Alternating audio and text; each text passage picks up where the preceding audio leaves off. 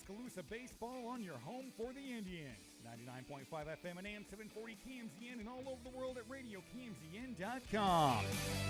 Oskaloosa baseball is presented by Craig Ford, Mahaska Bottling Company, Fairway Stores, Mahaska Drug, Bank Iowa, Bruxford's Decorating Center, Dr. Tom Bowie, Gardner Collier Jewelry, Hawkeye Real Estate, Community First Credit Union, Musco, Pella Printing, William Penn University, TD&T Financial Group, Oskaloosa Vision Center, Clow Valve Company, Oskaloosa Area Chamber and Development Group, Lighton State Bank, Penn Central Mall, Fred's Muffler Shop, and Robert Ald Investments. It's time for Oskaloosa baseball on the No Coast Network. 99.5 FM and AM 740 KMZN and all over the world at RadioKMZN.com.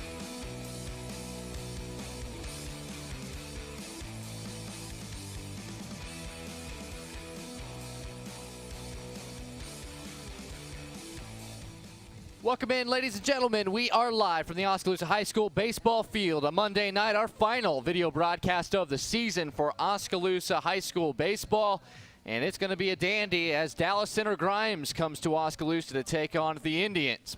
Junior varsity game just wrapped up. It only lasted 4 innings, and it was a run-scoring affair. Oskaloosa getting a 19-5 win. Yes, 19-5. But this varsity game is important for Oskaloosa for a lot of different reasons. First of all, Dallas Center Grimes, despite only being 7-9 this season, despite only being 5-6 in the Little Hawkeye Conference, they swept Oskaloosa in their first 2 meetings this season in Dallas Center a couple of weeks ago. And what was a night to forget for Oskaloosa summer sports, as the softball team fell to the same fate against the Phillies on the other side. Now, for the Mustangs from Dallas Center Grimes, they do have a very accomplished head coach in Byron Payton. This team has gotten to the state tournament a couple of times in recent memory, but Oskaloosa trying to break that glass ceiling as well. Oski comes in at 13-7 overall, at 8-4 in the Little Hawkeye, and half of their conference losses can be directly attributed to Dallas Center Grimes. The other half directly attributed to Indianola, who sits atop the conference at 10-1 on the season. You'll notice as I list the conference standings, a couple of the teams, a few of the teams actually, only have 11 games instead of 12, and that is because that the rain that occurred around central and south central Iowa on Friday night prevented some of these teams from wrapping up their double headers. So Oskaloosa was able to get their last game against Grinnell in. They moved to 8-4, 3 games, all a sweep over a Grinnell team that they very well could be matched up pairing-wise, and that gives Oskaloosa definitely the advantage for an opportunity to find themselves hosting a district game against the Tigers, if that comes to it once again, as it did last year. Indianola, we mentioned, at 10-1 at the top of this conference. Their only loss came to Pella. Pella has come on a little bit of late. Oski at 8-4 in the conference, right behind Indianola, but Pella right behind them at 6-6 overall in Little Hawkeye Conference play. Dallas Center Grimes and Norwalk tied at 5-6 overall, with Grinnell 5-7 in the Little Hawkeye. Pella Christian right there as well at 5-7, and then down at the bottom is Newton at 2-9. But definitely have they've played tough against a lot of these teams. We'll just say it that way, because Oskaloosa and Dallas Center Grimes both had to really hustle through their ball games to try to get past Newton. Oski only beat Newton by a score of 4-0, and then on the other side for Dallas Center Grimes, they were in the middle of a doubleheader when the second game was rained out, but the first game was just 5-3. So Newton's definitely not a team you're going to be able to sleep on. Oski will host them for a doubleheader in the coming games. In fact, that is going to be occurring here at this field Wednesday this week. Before we get into the lineups, before we get into any statistics, we'll go ahead and take our first break. Oskaloosa hosting Dallas Center Grimes in a Little Hawkeye Conference play, a single varsity game right here on the No Coast Network. At Mahaska Drug in Oskaloosa, getting your prescription filled is easy. The large covered drive-thru and easy access to the front door is convenient, and the friendly staff is always ready to help you. With a variety of goods and home decor, Mahaska Drug is sure to have the perfect gift for any occasion. Have your favorite photos developed and framed at Mahaska Drug's framing counter, and cherish your memories for years to come. It's all at Mahaska Drug in Oskaloosa, where they have been committed to a healthy community for over 20 years. Call 673-3439 or stop in today. Our roots are here in the middle of America, where humble beginnings can grow into great opportunities. Where hard work and high standards are the key ingredients to success. Where honesty and integrity matter. We're proud of our roots, proud to be a part of a community that shares our values, and grateful to our customers for giving us the opportunity to grow.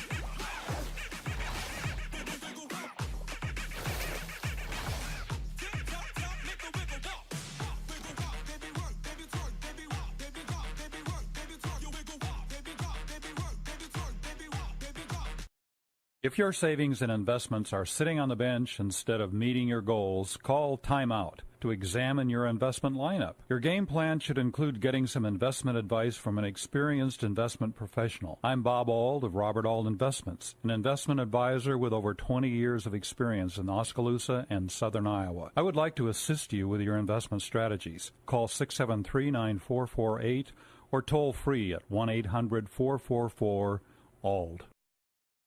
Providing high-quality professional eye care with a truly caring staff is what Oskaloosa Vision Center has been doing for more than 30 years.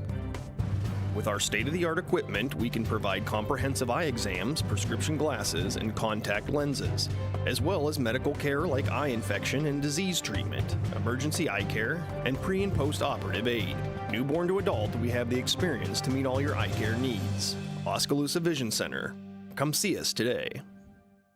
At Community First Credit Union, we've created a new look because we want you to take a closer look at us. See First can help you move forward with the technology you need to bank anywhere, anytime, and a team of experienced professionals dedicated to your success. Try us. Join us. Because at See First, together is better. Back here at the Oskaloosa High School baseball field, just to the east of the high school. It rained a little bit on a couple of little flurries of showers in Oskaloosa earlier today, but we have bright blue skies, a little bit of cloud cover, but we should be good to go for the rest of the night. And we got the entire video crew here for you. Our director, Miranda Keeler, our camera operators, Connor Swim and Alyssa Phillips. We have John Hurl back in the No Coast Network studios helping get us on the air on 99.5 FM and AM 740 KMZN. You're also hearing us on the KMZN mobile app. Oskaloosa taking their infield warm-ups as they are going to do that. We'll go ahead and give you the lineups first for Dallas Center Grimes. The Mustangs will be starting with the junior shortstop, Cade Bertrand. He will lead off, followed by the number 2 hitter, the senior second baseman, Brody Gannett.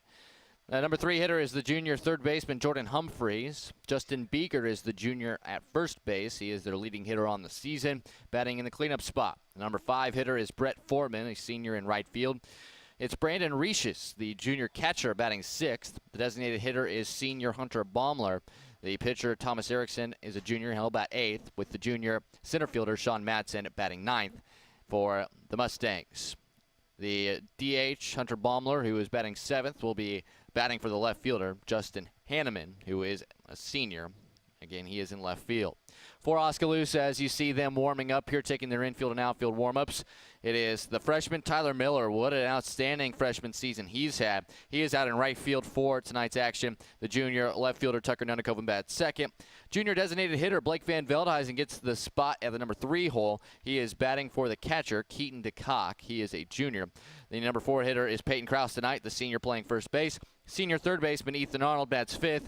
The junior Nick Harrington gets the start at second base tonight, batting 6th. The number 7 hitter is the shortstop, junior Alex DeYoung. The senior center fielder Seth Sarver bumps up 1 spot to the number 8 spot tonight. And Ryan Yates, he's going to be pitching and batting tonight. The sophomore, definitely one of the top pitchers Oskaloosa can throw out there, 5-0 on the season, and he is going to get the chance to bat as well at the number 9 spot in the order. Let's go ahead and meet your starting pitchers tonight. First on the Mustang side of things for DCG, Thomas Erickson, 4 starts, a relief appearance, 2-2 is his record, at 2.37 ERA, which is the best on the team. Opponents hitting only .204 against him, but this is where it gets sketchy. 17 walks, 17 strikeouts, and 23 2/3 innings of work. That's the 3rd most innings of work by anybody in a Mustang uniform, but that 17 to 17, a 1-to-1 ratio in terms of the walks and strikeouts. Oskaloosa could be very opportune to take some walks and get some guys on base to try to get a win here against a good Dallas Center Grimes team. On the other side, Ryan Yates, just a sophomore, 4 starts and a relief appearance. 5-0 is his record, 26 2/3 innings of work. Those are both team best. A 2.10 ERA, opponents hitting just 182 against him. Those are both second on the team to just Charlie Banstra, who's been a relief specialist for Oskaloosa this season. Ryan Yates, 15 strikeouts, 11 walks. He's also hit for batter, so it's a 1-to-1 ratio when you factor in hit batsmen as well for Yates. But the issue is that that's not as many walks per inning as what you're seeing on the other side with Erickson. So Yates in the 26 2/3 innings has walked 11, hit 4 guys, but he's also struck out 15 guys as well. So both pitchers that we'll see tonight have the propensity to potentially walk quite a few batters. With that being the case, they also can strike out basically a batter for every one that they walk, and that only happens about every other inning for Ryan Yates and almost every inning for Thomas Erickson. He does not hit the bats a whole awful lot, where Yates thrives on having guys hit it and play into his defense, which the defense fantastic for Oskaloosa, and we'll see a little bit of a defensive look that's a little different with Bennett Spry not in the lineup tonight. It's Harrington over at second, Arnold playing third instead of behind the plate. Keaton DeCock, a very good defensive catcher, will be behind the plate with your typical shortstop Alex DeYoung, typical first baseman Peyton Krause, one of the best you'll see at this level. And then in the outfield, the speedsters, Nunikoven in left, Sarver in center, and Tyler Miller over in right field. Dallas Center Grimes does not keep fielding statistics, so it's really hard for us to generate an idea of what their defense does. But when you look at ERA and earned runs versus runs allowed for their pitching staff, they have allowed a total of 34 unearned runs this season. Their pitching staff has walked almost 20 more batters than they have struck out. Their offense has only hit 270 this season, so 7-9 is not a stretch from where you think this team might be statistically. But Oskaloosa just did not have it against them in the first meeting that these two teams had, in which a doubleheader sweep for DCG, accounting for 2 of the 5 wins for DCG in conference play this season. And for Oskaloosa, 2 of the 4 losses they've accumulated in conference play as well. The only other team to beat the Indians in the Little Hawkeye first time around was Indianola, and that too was a sweep. Unfortunately for Oskaloosa, that occurred right here at home. Consolation being Indianola, a Class 4A school. You don't have to worry about them playoff-wise. And they are a fantastic team, 10-1 in conference play this season so far, and they are in the rankings in Class 4A. So you cannot argue with the fact that Indianola is a great team. Oskaloosa would love to get a steal of a game there. That will be occurring next week, as well as the Indians will take on the Indians in baseball for one single varsity game in Indianola next week. We'll take another break as Oskaloosa is starting to wrap up their infield warm-ups. Oskaloosa will then be followed by Dallas Center Grimes, who will have their infield warm-ups as well. And then we'll have the first pitch for you. We'll get to more batting statistics and what's going to be keys to the game for Oskaloosa to get a win, to salvage one win of the season series against these Mustangs when we return. Oskaloosa Baseball on the No Coast Network. At Gardner Collier Jewelry, our goal has always been to provide you with the very best jewelry for your money. From plain gold wedding bands to the most exquisite diamond ring, Gardner Collier has it. Our huge selection is sure to exceed your expectations, and our service is second to none. From sterling silver fashion jewelry to the one-of-a-kind diamond fashion piece, Gardner Collier can fill your jewelry desires. For the very best value in fine jewelry, choose Gardner Collier, Quincy Place Mall, Ottumwa, and Penn Center Mall, Oskaloosa. Experience the Bruxforts difference. We aim to provide you with the best value and better service than can be found anywhere else. After 36 years, we're still as committed to our customers and our community as the day we first opened our doors. Please stop in and give us a chance to prove how important our customers are to us.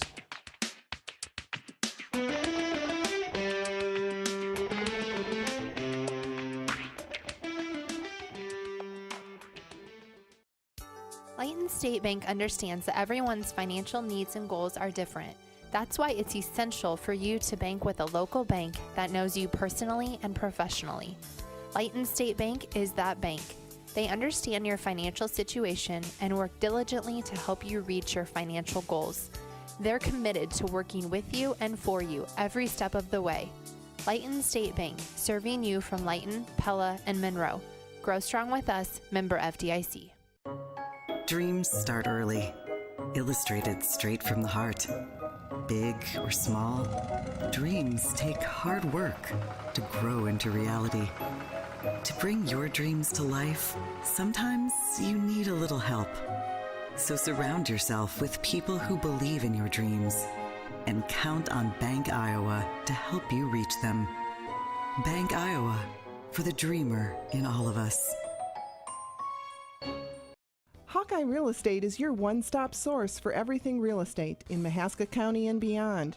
Whether commercial, residential, or land, we've got you covered with the area's largest pool of real estate professionals, full-time support staff, and property management services. With over $19 million in sales volume for 2016, Hawkeye continues to be the area's leading real estate office. Discover what thousands already know. When it's time to make a move, get the Hawkeye Edge. At Mahaska Drug in Oskaloosa, getting your prescription filled is easy. The large covered drive-thru and easy access to the front door is convenient, and the friendly staff is always ready to help you. With a variety of goods and home decor, Mahaska Drug is sure to have the perfect gift for any occasion. Have your favorite photos developed and framed at Mahaska Drug's framing counter, and cherish your memories for years to come. It's all at Mahaska Drug in Oskaloosa, where they have been committed to a healthy community for over 20 years. Call 673-3439 or stop in today. Oskaloosa baseball. Dallas Center Grimes now out on the field, taking their infield and outfield warm-ups. If you haven't seen a team take infield and outfield warm-ups, very intriguing. Every team does it a little bit differently, but it's getting ground balls to your outfielders, fly balls to your outfielders, having your infielders practice being in the right position, fielding throws, ground balls from different angles at their particular position. A lot of responsibility, all about kind of getting a feel for what the sun and the shadows look like when you get ready to start this game, and shadows will play a factor on this field as we get closer to sunset in the next hour or so. We should be close to being on time for a 7:30 start, so hopefully we can maintain that. And the umpires, of course, getting their gear changed, which it could very well take its they take their time a little bit, allow these teams to get their warm-ups in, and as soon as they get back out there, the coaches are going to exchange lineups, and after they exchange lineups, we're going to be ready for some baseball. We talked about the pitching statistics for these two teams and the starters that they're going to have out there as both the starters continue to warm up in their respective bullpens. For Dallas Center Grimes offensively as a team, just .270 the average, but they do have a .373 on-base percentage. They have drawn 60 walks this season. Unfortunately for them, they have struck out 137 times in 16 games. If you're looking for some level of comparison, Oski's played 20 games. That's 4 more games this season than Dallas Center Grimes has played, and they've struck out only 79 times. So there's a lot of strikeouts that are had here in this Dallas Center Grimes order, and if Ryan Yates is on his game, he might generate a little bit more swings and misses than he's used to. He likes to pitch to contact, let his entire defense have a chance to make some plays. He works pretty quickly. The sophomore pitches exactly how you want a high school kid to pitch. Really efficient, can get through an entire game while keeping his pitch count under 100 typically, which is always good, especially with this era of pitch count and paying close attention to the pitch count that we have here in 2017 in high school baseball. But the leading batter will be in the cleanup hitter. His name's Ohs Bb. He is a junior. In fact, all 4 of the top average hitters for this Dallas Center Grimes team are all juniors. The top senior batter is Brett Foreman, who bats 5th in the order. They have 5 batters that are over the 300 mark in batting average. Beeger at 381 leads the bunch with a 500 on-base percentage, also a team high. He's only driven in 4 RBIs, however. Only had 21 at-bats. He's really only gotten himself going here in the last little bit of the season, but they've played 4 less games than Oskaloosa, which is why you're going to see a little bit of a smaller sample size versus what Oskaloosa is giving you with 20 games they've played already. And they've got plenty more in stow. Again, they'll play Knoxville for a single varsity game here at home tomorrow. Then Wednesday, they host Newton for 2 games. Then on the road at Norwalk for a single varsity game on Friday. And then they have 2 games on neutral territory against Bondurant Farrar and St. Albert of Council Bluffs. Those 2 games are played at the Woodward Granger baseball tournament. And, of course, we'll be keeping a close eye on what is happening with this baseball program as the season wears on. Before we go any farther, it's worth mentioning that Oskaloosa's offense has been stout, especially lately. .356 is their team batting average with a .402 on-base percentage. They have done some damage in terms of slugging as well, slugging nearly .500. On the other side, just a .344 slugging percentage for Dallas Center Grimes. So not a lot of extra base hits on their side. Oski as a team, 50 doubles, 4 triples. All of them went to Bennett Spry, by the way, who's not in the lineup tonight. And then Oski has 4 home runs. Only 1 home run by Dallas Center Grimes this year, and it was hit by Brody Gannon, a senior who bats number 2 in the order tonight for head coach Byron Payton and the Mustangs. If you're looking at team leader, you probably wouldn't have guessed that Tyler Miller would be your team leader in batting average. The freshman batting .517 this year. A lot of singles, though. It's all his wheels. He is one of the fastest kids you're going to see play baseball. You can see his speed on the base paths and in the outfield, but he also uses it to get himself on base with little dribblers, some bunt hits, forcing the defense to have to make some tough plays, and he does a great job and he also leads the team with 16 stolen bases on the year and 19 attempts. So what a great freshman season for him. Seth Sarver, if you guessed Seth Sarver would be your team leader in extra base hits, or doubles, I should say. He's been actually is technically the team leader in extra base hits with 9 doubles and 4 triples. But right behind him with 12 extra base hits is Seth Sarver with 10 doubles and 2 home runs and 21 RBIs. All of those are team highs. He also has a team high slugging percentage at .736.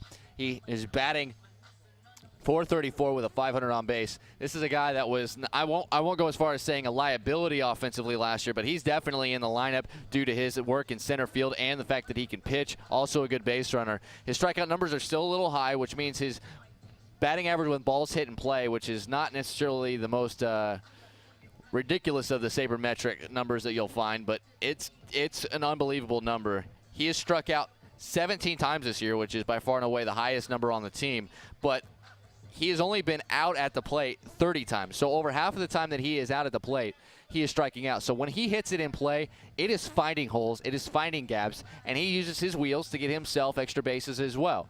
With that being the case, you almost have to kind of wonder how much he'll be able to keep that up. But if the strikeout totals kind of go down for Sarver as the season wears on here, as we kind of sprint through the last half of the season, he's going to be able to keep that batting average about where it is, over 400, because most of the time he's getting out, as it stands right now, is via the strikeout. If the strikeout numbers go down, even when he's not finding as many holes as he is, his batting average is still going to be solid because he is putting it in play more frequently, and he has gotten great luck and used his speed to get himself on base and get extra bases on the season. As Dallas Center Grimes goes back into their dugout, high-fives each other, the two head coaches are going to line up in the batter's boxes and talk to the home plate umpire and the base umpire. Let's go ahead and run quickly once again through the rankings released last week by the Iowa High School Baseball Coaches Association. We would figure some new rankings will be coming in the next few days, but as it stands, here are your rankings. Oskaloosa and Dallas Center Grimes not in the rankings for the most recent week that the rankings came out, which was last Monday. Grinnell was 11-3 at the time. They were actually the third team receiving votes in Class 3A. Indianola, we mentioned, ranked 8th. They were 13-4 at the time of the rankings.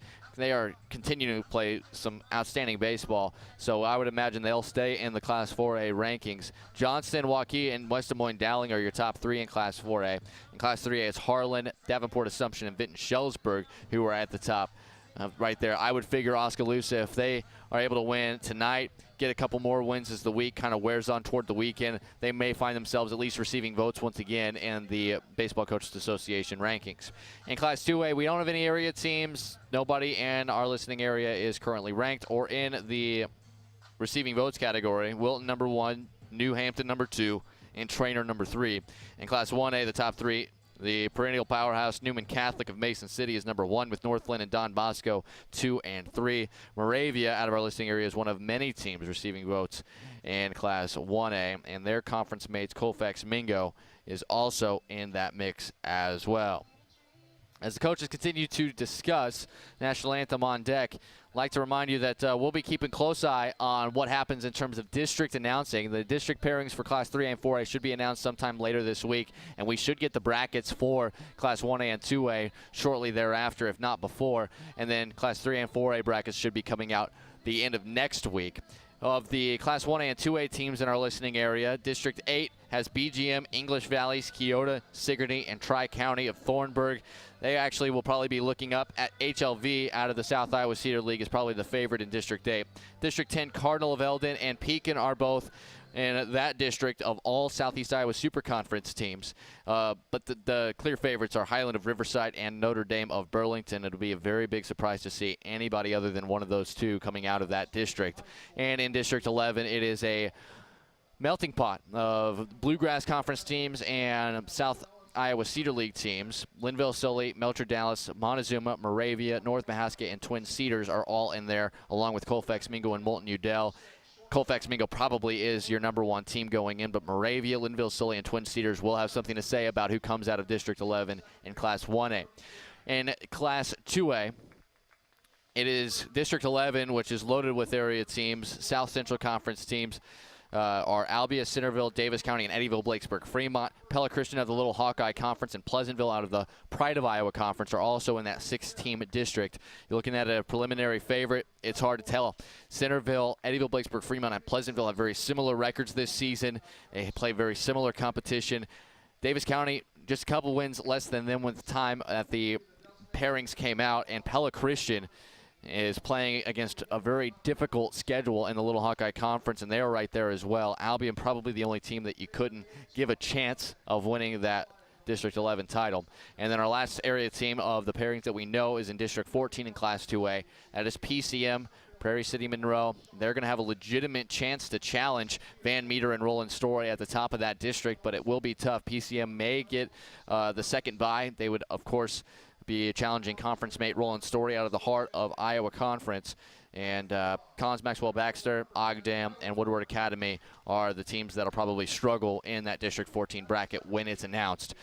Still have a little bit of time to try to win, improve your opportunity to host a game, maybe get a bye if you're those Class 2A teams. Class 3A teams, all you're doing is trying to get the number 1 seed in your district and host the 2 games that you'd play in district play, and then potentially get a favorable draw for a sub-state matchup as well. As the lineups being announced here by Matt Stable, our PA announcer here at the Oskaloosa High School baseball field. We're just moments away from the national anthem. A beautiful night. Wind is nearly calm. The sky, of course, the light blue, a little bit of cloud cover, but we got through a little bit of rain showers earlier.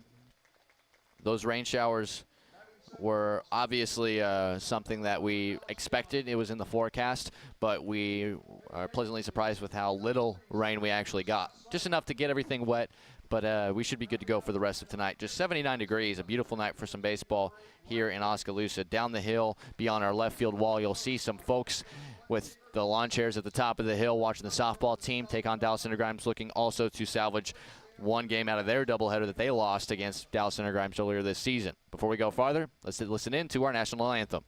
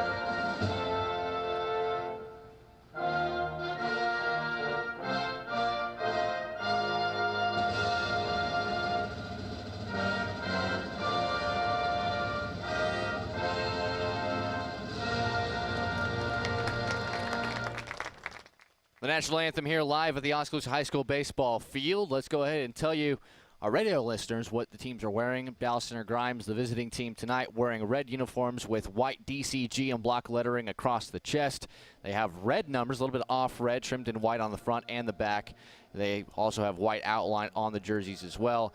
They also are wearing white pants with one red pipe stripe down the side. They are wearing a red cap, and it's got the kind of the Indianapolis Colts horseshoe on the top. That is their logo they wear on their caps. So it's a red hat with the white horseshoe on the front. For Oskaloosa, wearing their white home uniforms, trimmed in maroon, the maroon sleeves, maroon Indians in block lettering across the chest, the maroon numbers on the front and the back. They are wearing the white pants. They also have the maroon belt. A few of the players, Nick Harrington, Seth Sarver, Ryan Yates, and Cole Kraber back in the dugout, all wearing the high sock look with the stirrup and the stripes, a classic baseball look. They have, of course, the maroon socks. Ball cap is a maroon cap, maroon bill, white front panel with the Oskaloosa O in maroon right on the front.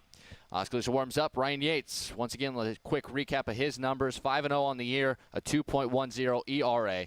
Opponents hitting just 182 against him with 15 strikeouts and 11 walks issued in 26 2/3 innings of work. The righty, sophomore, young kid, young pitcher, and he's going to definitely be a An arm Coach Gingrich is relying on tonight to try to salvage one game of this 3-game series on the season with DCG. We mentioned for Dallas Center Grimes, those 2 wins were big wins early on in the season, but they haven't enjoyed a ton of success since. If you're looking at their last 4 games, they split against Pella. They lost 4-0 in a shutout against Norwalk and were able to just slip by Newton at home. 5-3 was the score of the only game they completed at home on Friday before the rains came up around the Des Moines area.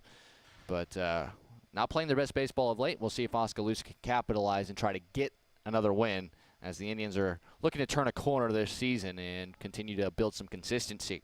Cade Bertrand, the junior shortstop, digs in, righty versus righty to start the game. First pitch on the way, a ground ball over to the second baseman Harrington, bobbles it for a moment but throws him out. 1 pitch, 1 out to start the ball game.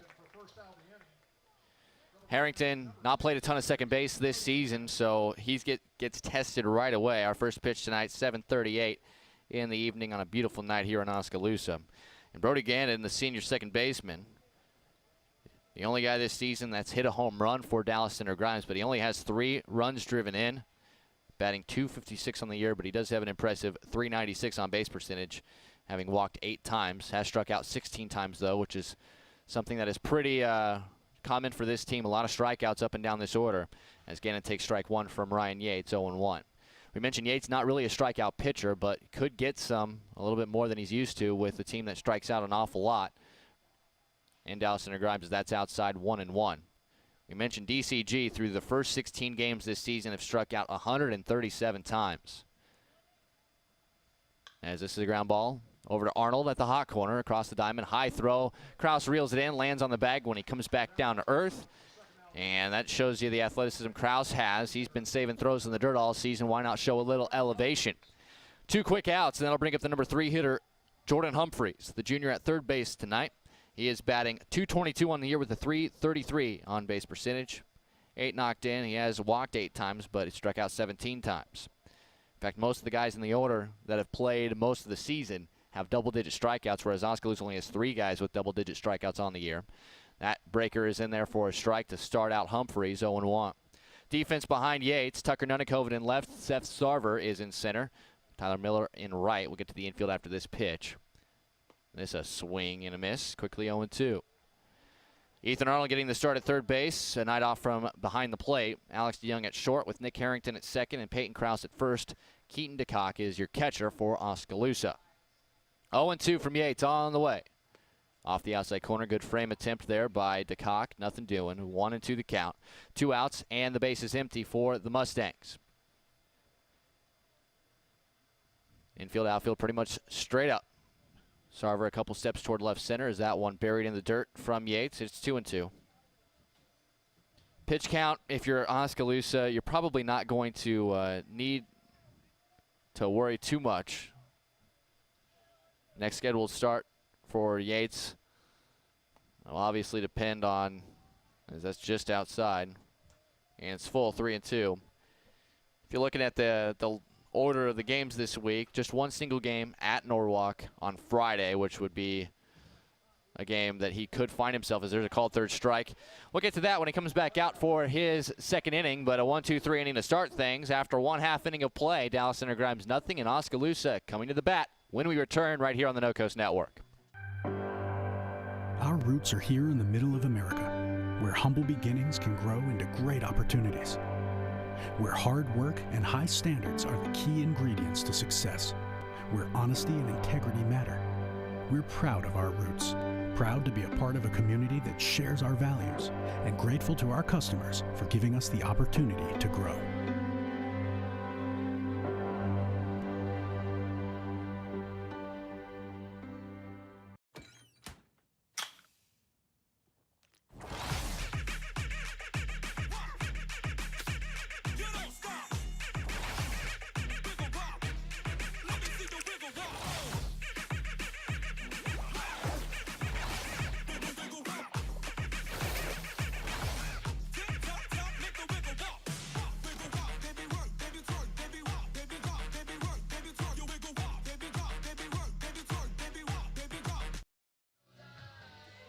Bottom of the first inning, Oskaloosa will bring up the top of their order to start things off with Tyler Miller, Tucker Nunnekoven, and Blake Van Veldhuizen to face the lefty, Thomas Erickson.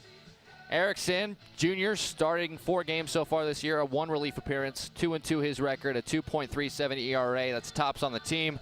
Opponents hitting just .204 against him, 17 strikeouts, 17 walks, and 23 2/3 innings of work. So just under a strikeout and a walk every inning. So he will give you a free base, but he does have the ability to strike some guys out. And he's done a good job of keeping earned runs from scoring when he's been out there. The bats don't hit him too frequently. Oskaloosa's going to have to be on their A game. Yates looking to try to take advantage of an aggressive offense that looks to try to swing at a lot of pitches, strikes out an awful lot, hasn't gotten really a ton of hits or runs on the season. But offensively, if you're looking at Oskaloosa, it's going to take patience and manufacturing some runs. Or maybe they'll just come out like a ball of fire against a good pitcher like they did against Grinnell in both of the games that they played against the Tigers last Friday. Miller digs in, right-handed batter. The first pitch from the lefty, Erickson on the way. Shows bunt, pulls back, and takes a ball 1-0. Miller, an outstanding freshman season continues. We're past the halfway point on the year. .517 the batting average still. A .537 on base percentage. He's driven in 17 runs as well, and he's 16 for 19 on the base paths in terms of steals. He takes that pitch up around the chin, and it's 2-0. For Miller, a lot of those hits, he's got 31 hits this season. Only 4 of them are extra base hits. A lot of bunts, a lot of infield hit singles. He is one of the fastest guys you'll see, and he uses that to his advantage offensively. That one drops in there for a strike from Erickson. 2 balls and 1 strike to count. Tucker Nunnekoven, who's swinging a hot stick, is in the on-deck circle. Shading Miller a little bit over toward left center field is the center fielder, Sean Madsen. That pitch high and away. It's 3-1. We'll get to the rest of the defense behind Erickson momentarily. Head coach for the Mustangs, Byron Payton. Going to rely on one of his more reliable arms. But his reliable arm, a 5-pitch walk to Miller. For Miller, that's just the 5th time he's walked this season. A lot of times you'll see that leadoff batter draw a lot more walks. Miller does not do that, but he also doesn't strike out. He is very good about putting the bat on the ball, and with his speed, any ball in play, he's a dangerous guy. He can get himself on base even when it looks like a routine play. Quick pickoff throw over to first, almost at him. Not in time, though, as Nunnekoven digs in. Nunnekoven on the season, .397 the average with a .435 on base percentage. He has driven in just 6 runs, but has 7 doubles on the season and done a very good job with the bat in his hands. That's why he's up in the top 2 spots in the order. And this is a contact hitter spot. Third baseman Jordan Humphreys thinking he might lay down a bunt, but Erickson much more worried about Miller over at first base. Coming set out of the stretch, the first pitch to Nunnekoven is in the air in a right center field. That ball is going to get down for a base hit. Miller will have to hold at second. The ball was not hit hard off the end of the bat. It was fielded by Brett Foreman in right. But Nunnekoven with another single. And the first 2 are aboard. Oskaloosa's got something cooking here in their half of the first. Batting in the 3 spot tonight is junior Blake Van Veldhuizen, who's DHing once again. A .323 average for him with a .333 on base. A homer, 12 knocked in. Got really good speed on at first and second. And the corners of the infield are on the edge of the grass. Again, out of the stretch, checking second, and now Erickson fires, and this is going to be a ground ball over to second. Fielded, they go to short for 1. Turn over to first base in time, 4-6-3, the double play. Just what the doctor ordered for Erickson. Miller is safe at third. So Van Veldhuizen on the first pitch. Oskaloosa very aggressive here. 4-6-3, the DP. And Peyton Krause, the senior at first base tonight, batting in the Cleveland spot, has an opportunity to drive in a run with 2 outs here in the bottom of the first inning. Still working out of the stretch, even with the runner at third base. First pitch misses high, 1-0. The defense behind Erickson, it's Justin Hanneman in left with Sean Madsen in center and Brett Foreman in right. Jordan Humphreys at third with Cade Bertrand at shortstop. Brody Gannon started that double play at second. Justin Beeger at first with Brandon Aresis behind the plate. This is popped high in the air into right. And Kraus flies out to right field. Leadoff walk followed by a single, and nothing across for Oskaloosa. Good job working out of it by Erickson and his defense. We'll head to the second. Oskaloosa and DCG scoreless on the No Coast Network. If your savings and investments are sitting on the bench instead of meeting your goals, call timeout to examine your investment lineup. Your game plan should include getting some investment advice from an experienced investment professional. I'm Bob Auld of Robert Auld Investments, an investment advisor with over 20 years of experience in Oskaloosa and southern Iowa. I would like to assist you with your investment strategies. Call 673-9448 or toll free at 1-800-444-ALD. Providing high-quality professional eye care with a truly caring staff is what Oskaloosa Vision Center has been doing for more than 30 years. With our state-of-the-art equipment, we can provide comprehensive eye exams, prescription glasses, and contact lenses, as well as medical care like eye infection and disease treatment, emergency eye care, and pre- and post-operative aid. Newborn to adult, we have the experience to meet all your eye care needs. Oskaloosa Vision Center. Come see us today. Oskaloosa had a little bit of a threat going, but a double play helped get him out of it. Good pitching by Erickson and good work by the middle infield for DCG to help turn a double play. And we'll head to the second, middle third of the order for the Mustangs. It's Justin Beeger, the junior first baseman, to lead off, followed by Brett Foreman and Brandon Recius, the number 6 hitter. Beeger, we mentioned the leading hitter, but he's only had 21 at-bats this season. 381 the average, a 500 on-base percentage. And he's looking to start things off against Yates. His first pitch, a line drive off the mitt of Arnold, and then DeYoung can't do anything with it over at short. In my book, that's going to go down as a base hit, although both Arnold and DeYoung may have had an opportunity. That ball was scalded by Beeger. I'm going infield single.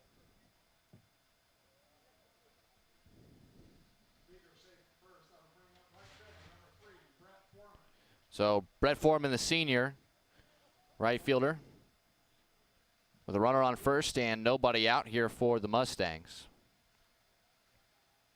Short lead by Beeger. This one up high, 1-0. Foreman coming in on the season, batting .304, .396 the on-base percentage. He does have 6 runs driven in. Beeger, by the way, yet to even attempt to steal a base. He's on at first with Kraus holding him on. That pitch just misses high, and it's 2-0. Yates wants to work ahead of the count, much like all of Oskaloosa's pitchers do. That's one thing head coach Clint Gingrich said is maybe the thing he would like to fix the most on this team is just pitchers need to get ahead a little bit more, as that one fouled out of play right side. It's 2-1. Oskaloosa has a staff, a solid ERA of 3.54. Opponents hitting only .245 against them as a whole, but what's gotten them in trouble at times, 92 strikeouts, 84 walks issued, and that doesn't count the 15 hit batsmen. So if you count them, they've actually given more free bases away on the mound than they've struck guys out. Great defense. The defense averaging about a .950 fielding percentage. There's a 2-1. Fouled out of play right side again. And it's 2-2.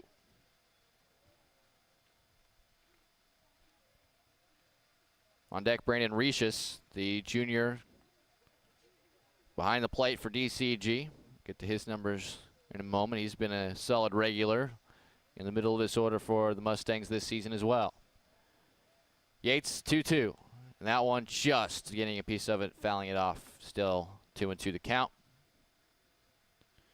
Other games in the Little Hawkeye Conference tonight, all single varsity games. Indianola is at Pella. Pella, remember, did beat Indianola for their only conference loss so far this season. Pella Christian hosts Norwalk, and Newton is at Grinnell. Grinnell reeling a little bit here in conference play, looking to try to get back to their winning ways that they had earlier on this season. Quick check on first, nothing doing. As we mentioned, Beeger, I mean, it's baseball. Weirder things have happened. You see slow guys steal bases, try to take advantage of a pitcher not paying attention, but he hasn't even attempted a steal. This is a grounder through the whole left side, and there's a base hit for Brett Foreman. So the first two are aboard.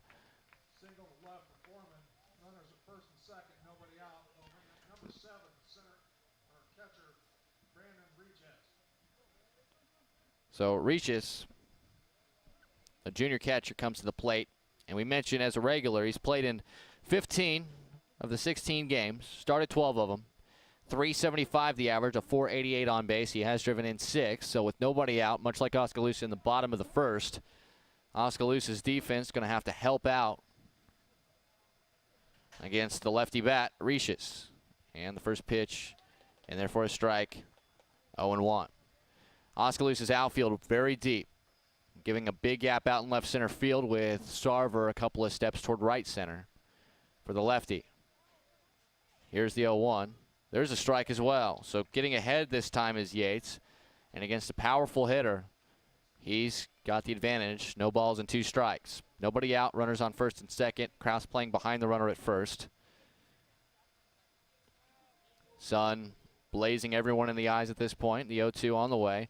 That's hit in the air down the left field line and foul. Unplayable for anyone. We'll keep it here at 0-2.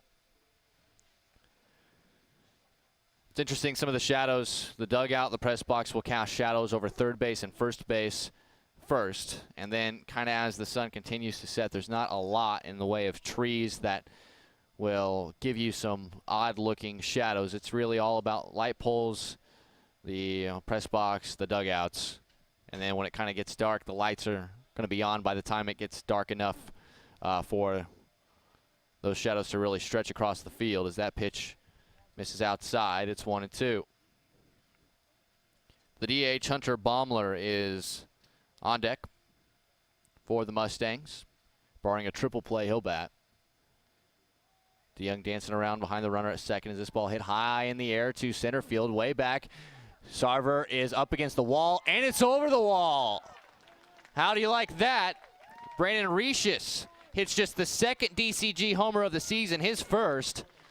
And there's a 3-run bomb to get DCG off to a good start. They lead at 3-0 here in the top of the second.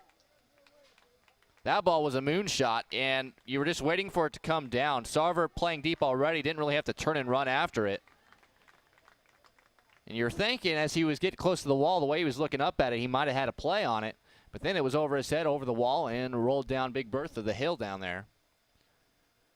Just like that.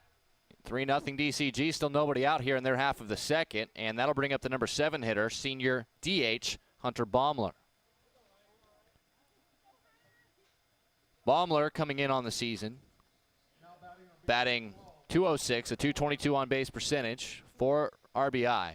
So he's a senior that's just trying to get it going. He has started in 11 of the games this season, but only 7 hits and 34 plate appearances. As this pitch, and that hits him on the front arm. Yates having some problems here in the second.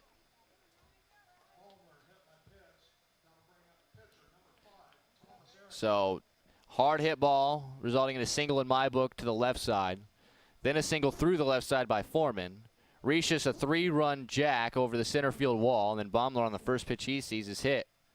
So with the runner on first, still nobody out. 3 already in the inning. Yates looking to try to limit the damage as much as possible, allow his bats an opportunity to get back in this thing. He's got the pitcher, Thomas Erickson. He bats lefty as well as throws lefty. Third left-handed batter Yates is seen in this order. Shows bunt, pulls back, and will take a ball low, 1-0. For Erickson at the plate, 162 the average with a .279 on base percentage. Just 1 run driven in. He struck out 15 times in just 37 at-bats. We talked about it. This offense will swing the bats. There's a lot of strikeout victims among them, as that one bunted through by Erickson. Baumler a very big secondary lead there. If Keaton DeCock thought about a throw, there might have been a play over there with Kraus holding the bag. Arnold on the infield grass at third, waiting for Erickson to try to lay down a bunt. Here's the pitch. He swings away and fouls it straight back, 1-2. If you're wondering, this team is no strangers to sacrifices, about a sacrifice a game, maybe a little bit less. And on the season, Erickson has laid 1 of those down.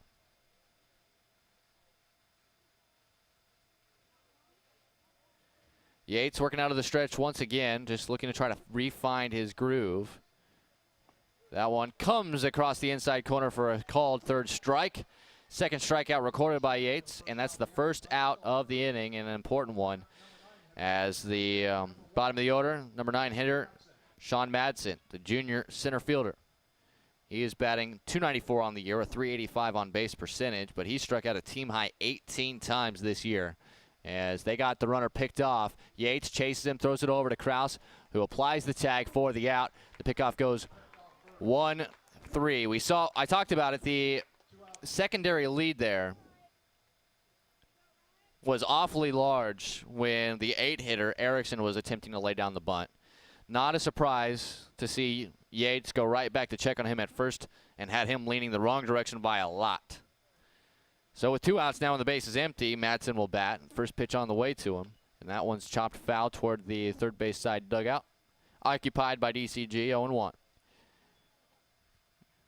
Madsen on the season, we mentioned the numbers, around 300, but has struck out an awful lot this season, just 1 extra base hit as well. DCG batting order.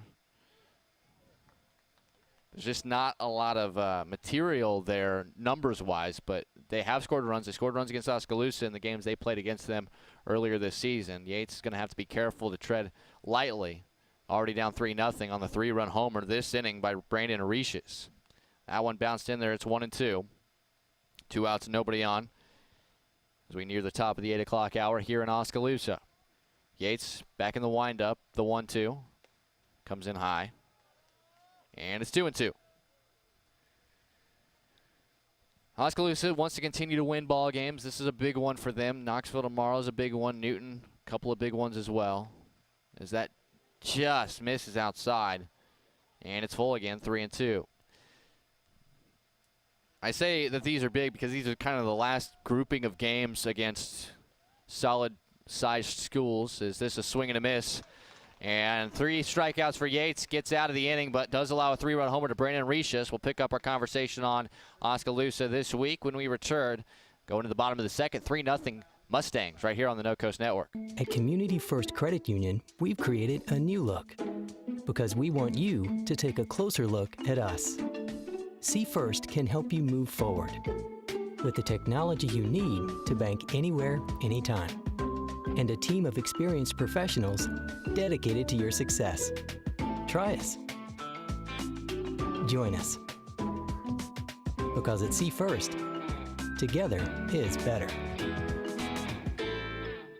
At Gardner Collier Jewelry, our goal has always been to provide you with the very best jewelry for your money. From plain gold wedding bands to the most exquisite diamond ring, Gardner Collier has it. Our huge selection is sure to exceed your expectations, and our service is second to none. From sterling silver fashion jewelry to the one-of-a-kind diamond fashion piece, Gardner Collier can fill your jewelry desires. For the very best value in fine jewelry, choose Gardner Collier, Quincy Place Mall, Ottumwa, and Penn Center Mall, Oskaloosa. Oskaloosa's got some work offensively to do as it'll be Ethan Arnold, Nick Harrington, and Alex DeYoung facing Thomas Erickson, who's now been spotted a 3-0 lead thanks to his backstop, Brandon Reeses, coming through with a major league moonshot over the center field wall here in Oskaloosa. Just the bottom of the second, still plenty of time. Oski would like to get some back early, though. Don't want to put all that pressure on the back end. Although Erickson is your best pitcher if you're a Dallas Center Grimes supporter. If you're Oskaloosa, you'd like to work that count a little bit. He only threw 9 pitches to get out of the first inning. First pitch up high to him, 1-0. Arnold on the season's the one guy that you look at and say, hey, he could really get the bat going here, and that would really help Oski. He's batting just .265 this year, .329 the on base. Well down in the stats, ranking-wise, average-wise for Oskaloosa. There's a strike, 1-1. But the reason I say that he's due to come up, last year he was the leading hitter for average for Oskaloosa. It is definitely within him to bat 400, 450 the rest of the way and really anchor the middle of this order for Oskaloosa as that pitch curves right off the outside corner. And it's 1-2 here to Arnold. Big gap out in right center field for Arnold as the center fielder Madsen shading well towards left center. The 1-2. Swing and a miss, strike 3. We mentioned Erickson, about a walk and a strikeout, a little less than per inning, but for every walk, he will strike a guy out. And right now, in the early going, a walk and a strikeout, both to his credit. And Nick Harrington will come to the plate for the Indians with 1 out and the base is empty. Same outfield setup for the most part, still a pretty good gap out in right center for the right-handed batting Harrington. And he fouls the first pitch he sees off, 0-1. Harrington on the season, batting .350 with a .429 on base percentage. He does have 5 knocked in. There's a good walk to strikeout ratio at the plate as well, having walked 8 times to 8 strikeouts. It's not easy to do. Got a good batter's eyes. That one well over his head. 1-1 the count. Rishis couldn't even get that one and went all the way to the backstop. Alex DeYoung on deck. If anybody reaches Seth Sarver, who's bumped up to the 8 hole tonight. He's been consistently one of Oskaloosa's best hitters, which we talked about in the Open. His numbers definitely eye-popping considering what he's done the last couple of years at the varsity level. As Harrington pops this up on the infield, first baseman kind of having to readjust was Beeger, but able to make the catch for the second out of the inning. So now it'll be Alex DeYoung, Sparky as they call him, batting in the number 7 hole tonight. .354 his average, a .366 on base percentage. He does have 13 runs driven in. And he'll bat from the right side with the exact same defense with that huge gap in right center staring at it. First pitch from the lefty, Erickson on the way. Shows bunt, lays it down. This is a good one, and it's going to be impossible for anybody to make a play. If you're Erickson, you probably just let that go and let Humphreys try to make the play at third. That's going to go down in the book easily as a bunt hit. Having trouble getting the ball, bat on the ball, sometimes that's the best way to do it. And he pushed that bunt perfectly to where Erickson felt like he had to make the play. Although I think if Humphreys is allowed to make that play without Erickson trying to make the play himself, there may have been a play at first base. Either way, bunt hit for DeYoung. He's on with 2 outs at first base. Quick pickoff throw over to first. Not in time. Seth Sarver at the plate, and my goodness, has this guy had a season. Batting primarily in the number 9 spot this year, .434 the average, a .500 on base percentage. He has 10 doubles to lead the team, 2 homers to lead the team, 21 RBIs to lead the team. On the other side of that, he also leads the team by a ways with 17 strikeouts at the plate as he fouled the first pitch off 0-1. Think about it this way. He is 23 for 53 on the season at the plate. So he's been out 30 times. Of the 30 times, he struck out 17 times. His batting average on balls hit in a play is absurdly high. As he hits this one, a little swinging bunt off the end of the bat. Tough play for Erickson, and he's not going to have one. A swinging bunt single for Seth Sarver. So now Oski a little 2-out rally, and the ball hasn't left the infield.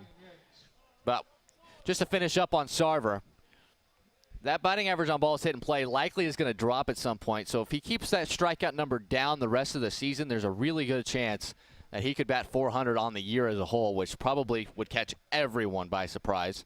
And he's helping his team out an awful lot by doing that in the bottom part of the order. Number 9 hitter tonight is Ryan Yates, the pitcher, and he digs in. First pitch to him is a strike, 0-1. Yates has not batted a ton this season, just 2 for 11 at the dish. He has walked twice, only struck out once, and he has 2 RBI. Just looking to try to help himself out here and keep the inning alive for the top of the order. And Tyler Miller, who's your best average hitter this season, as this is popped into right field. This is going to drop in front of the right fielder, Foreman. Around third is DeYoung. Here's a cannon from Foreman, and he gets DeYoung at the plate. What a throw by Brett Foreman. And that will end the threat for Oskaloosa. The aggressive base running, which is a staple of Oskaloosa, comes back. Sometimes you get the run across, sometimes you're going to get thrown out. What a throw by Brett Foreman. And DCG gets out of the inning unscathed. We'll head to the third. The Mustangs lead the Indians 3-0 on the No Coast Network. Experience the Bruxforts difference. We aim to provide you with the best value and better service than can be found anywhere else. After 36 years, we're still as committed to our customers and our community as the day we first opened our doors. Please stop in and give us a chance to prove how important our customers are to us.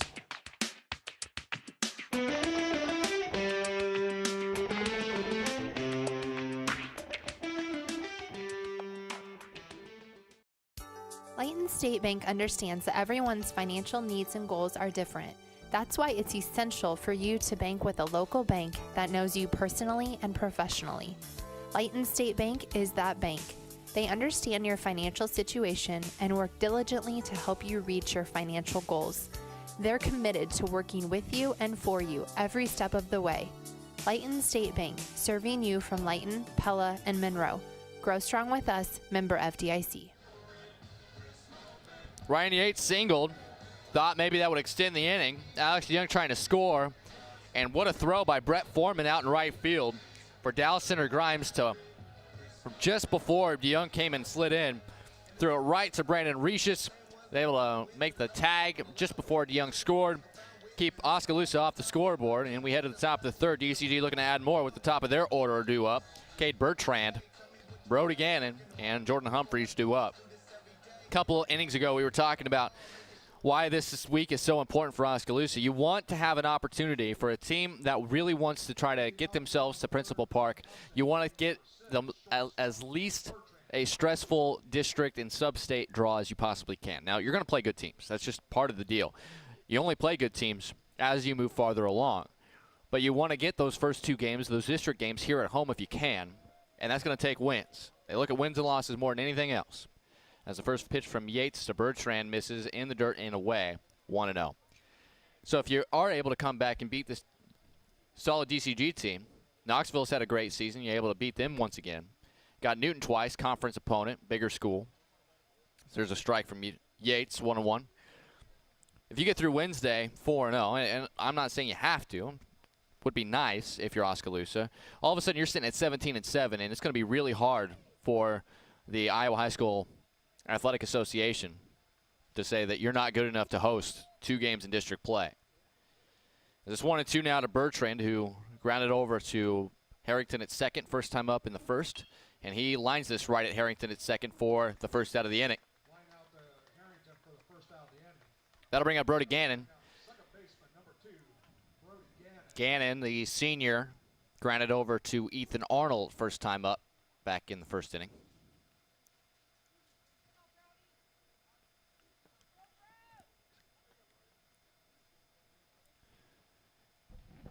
Righty versus righty here. Oskaloosa's outfield makes an adjustment.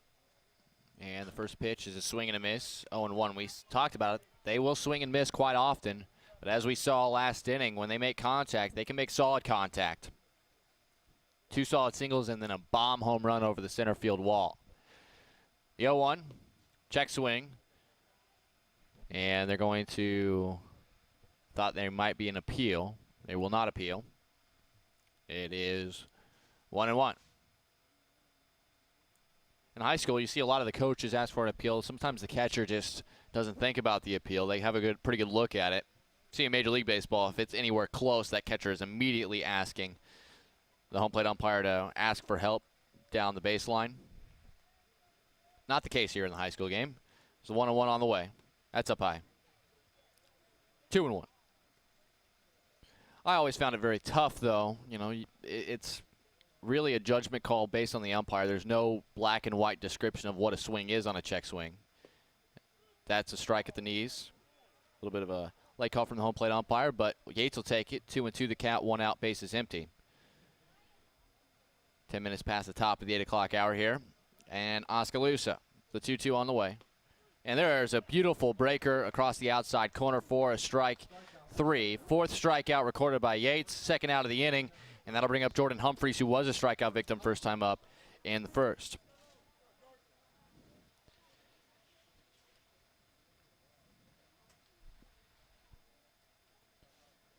Humphreys into the right-handed bat.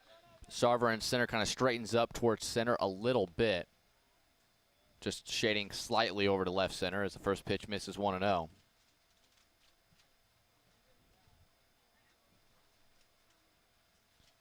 The 1-0 on the way. There's another check swing. That one called strike anyway on the outside corner, 1-1. The definition of a swing on a check swing call, especially as interpreted by the base umpire, is did the batter have the intent to swing? As that one just misses outside on another check swing by Humphreys, 2-1.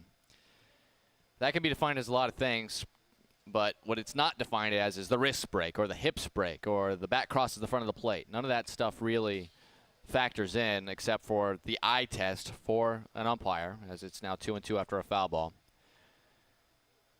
For an umpire, there might be some visual cues like that they'll rely on to help figure out what intent is, but if it looks like the batter at one point wanted to swing and then try to hold back, it still should be a swinging strike no matter where the bat or the hips or the wrists landed.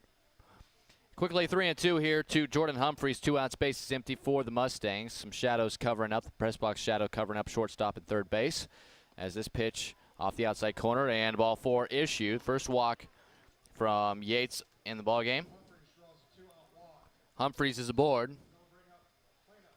And now Justin Beeger, who started the rally in the second with an infield hit. That was a line shot right off the edge of the glove of Ethan Arnold at third base. Alex DeYoung tried to field it and throw it to first, but couldn't quite find the ears on it. Couldn't give an error either way there. That's just a tough play on a hard hit ball. See if Beeger can do something else here. But he swings through the first pitch from Yates. 0-1. Krause is holding the runner on at first. All 3 outfield positions swung around just a little bit toward left field. A lot of space down that right field line. Beeger with that open stance. There's a little quick half-hearted check on first by Yates. Beeger's got that open stance. By open stance, I mean the front foot is farther away from home plate than the back foot is. Kind of allows the batter to square his eyes up a little bit more. So that one bounced in the dirt, and nobody knew where the ball was. The base runner, Humphreys, had no idea where it was. He was kind of standing around first base, and everybody screaming where the ball was as DeCock, the catcher, had a hard time locating it. Goes as a ball, of course. The wild pitch allows Humphreys to second. No more damage done, as it took a while for DeCock to locate the ball after it took a weird carom off of his equipment. 1-1 the count, 2 outs, a runner now at second, and the pitch. And that just misses off the outside corner to the righty. 2-1. Shadows also covering up around the first base area. As a 2-1, that ball hit hard into center field. Sarver coming on, and he's got it for the 3rd out of the inning. A 2-out walk goes for naught. We'll head to the bottom of the 3rd. Oskaloosa trailing DCG 3-0 in conference play on the No Coast Network. Dreams start early, illustrated straight from the heart.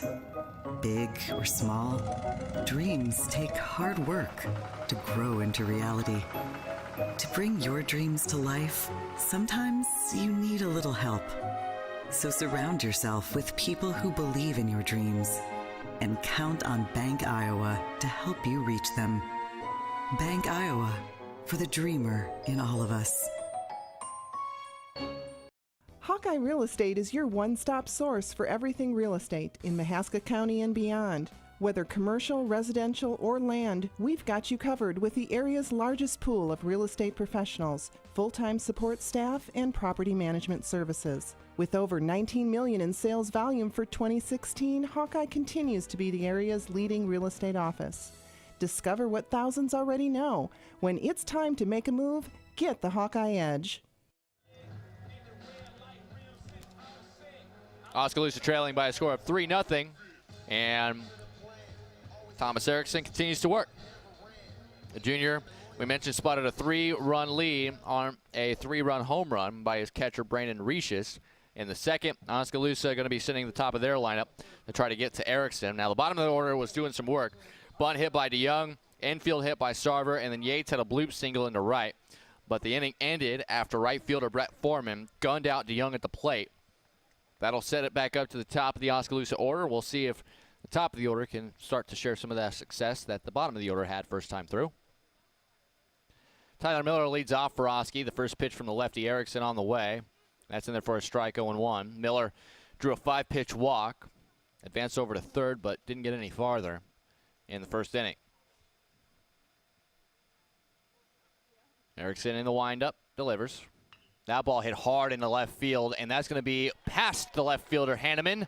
It'll go all the way to the wall. Miller around first. He's on his way to second. He'll pull up there, a leadoff stand-up double for the freshman, his 5th double of the season. He continues to be just outstanding offensively for the Indians.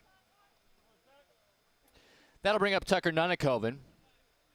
He singled off the end of the bat out in right center field first time up to help get Oskaloosa off to a good start. He'd like to get a similar base hit here, at least move the runner to third, maybe score him with the kind of speed that Miller has. You just don't know. Even a ball hit hard into the outfield could very well score him. He shows bunt, though, lays it down, right down the line. It stays fair. Throw goes to first. It won't be in time. I don't know how that ball stayed fair, folks. Nanakoven has great speed as well. You can't forget about how good of his speed is. He has laid down 3 sacrifices this season, but with the kind of way that he runs on a bunt like that, which there are no lips on this grass. They have taken out the dirt down the baselines on both the first and third base sides. Obviously easier to maintain, brand new infield, wants to take care of it. Usually you'll see kind of some quirky things happen with the lips of the grass down the lines. There was no lip of the grass there for that ball to bounce foul. It stayed right down the first base or the third base line. Unbelievable bunt, and he's on.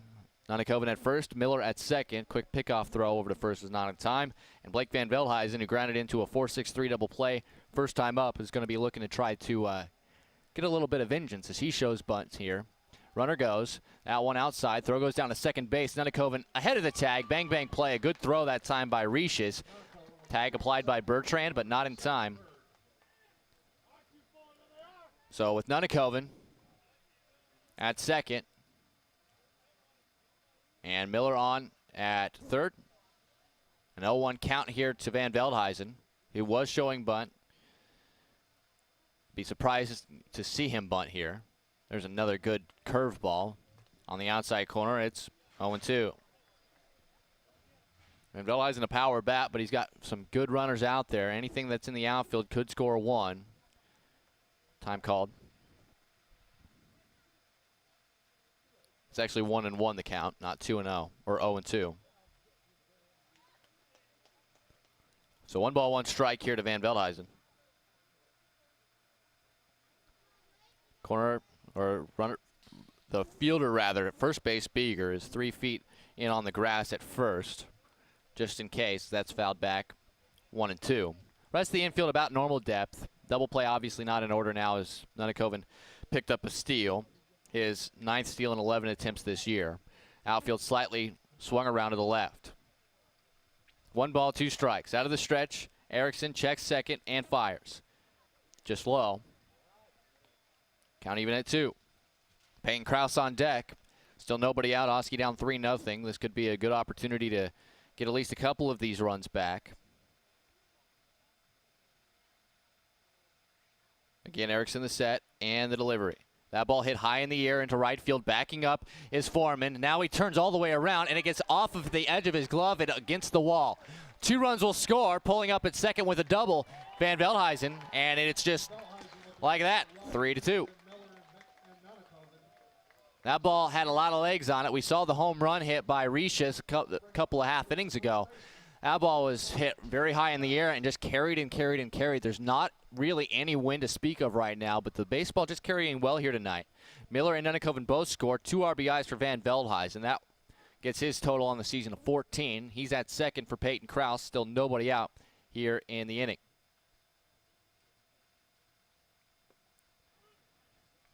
First pitch a strike to Krause, who flew out into right field to Foreman. First time up in the first inning. 3-2 Oskaloosa battling back here. Still a runner in scoring position. Nobody out. Time called. Erickson's pace slowing just enough here with runners on base. But the batters for Oskaloosa just trying to call time, allow themselves a little bit more space to kind of get into a new rhythm. Obviously, Van Veldhuizen not looking to steal a bag, but showing bunt is Krause. Fouls it straight back against the screen, and it's 0-2. Interesting. Krause on the season does have 1 sacrifice.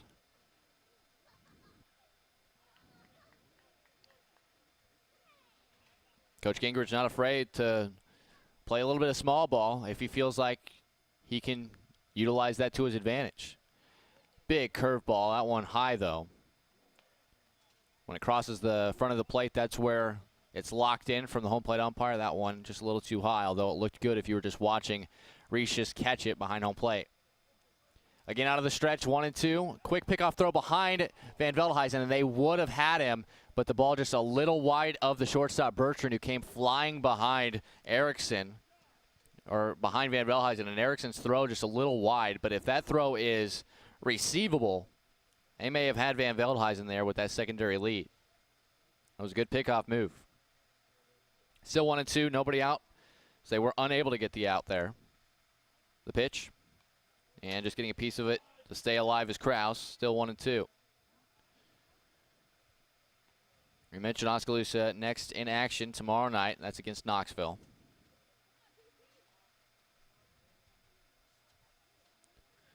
Kraus looking to continue to battle. 1 ball, 2 strikes with a runner on second, down by 1 here in the bottom of the third. The pitch on the way. And this is grounded foul down the third base line. Still 1-2.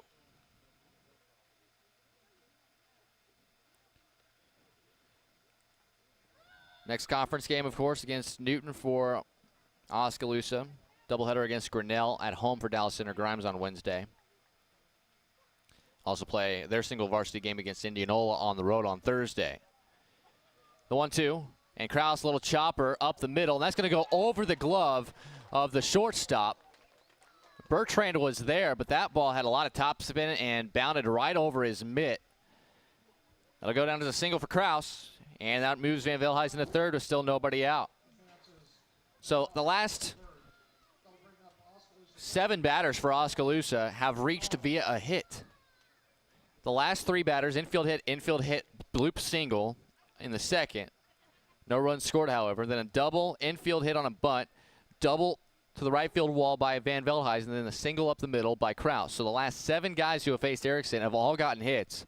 And now that'll bring up Ethan Arnold, who struck out swinging first time up back in the second.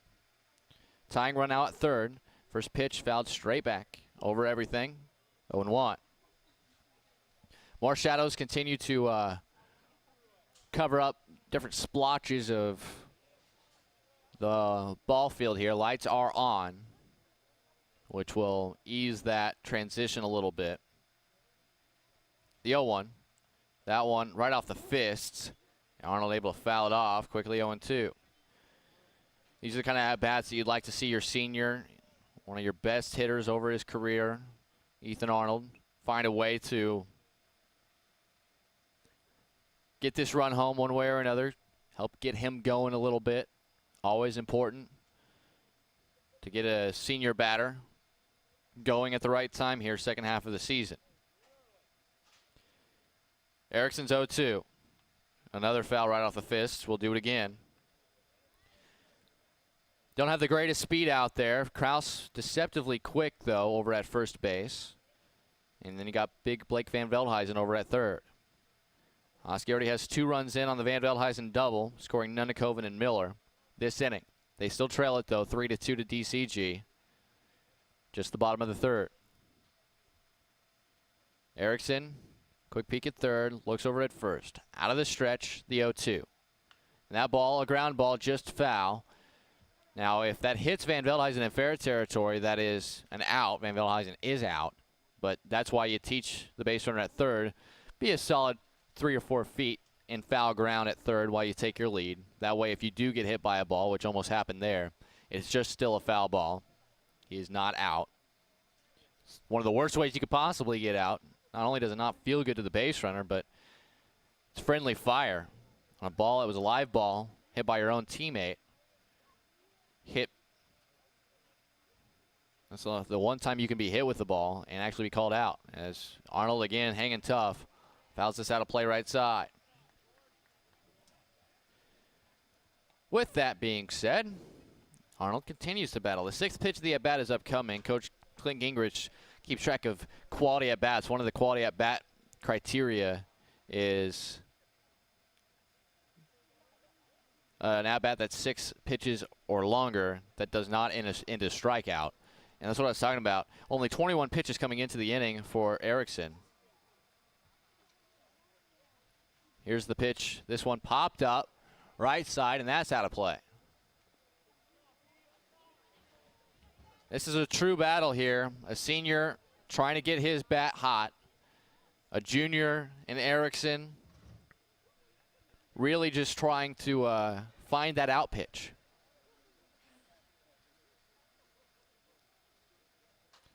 Oh, 0-2 the count. Nobody out. And runners on the corners for Oskaloosa. An inning that is showing plenty of promise yet. Big hook in there for called third strike. Wasn't looking for that one was Arnold. And he's down on strikes for the second time. That's the only 2 strikeouts recorded by Erickson thus far.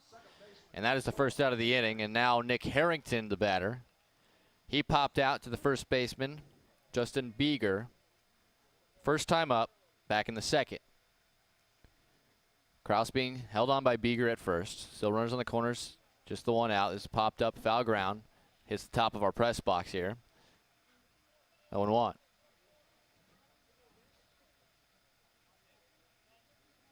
This is a big spot for Harrington as well.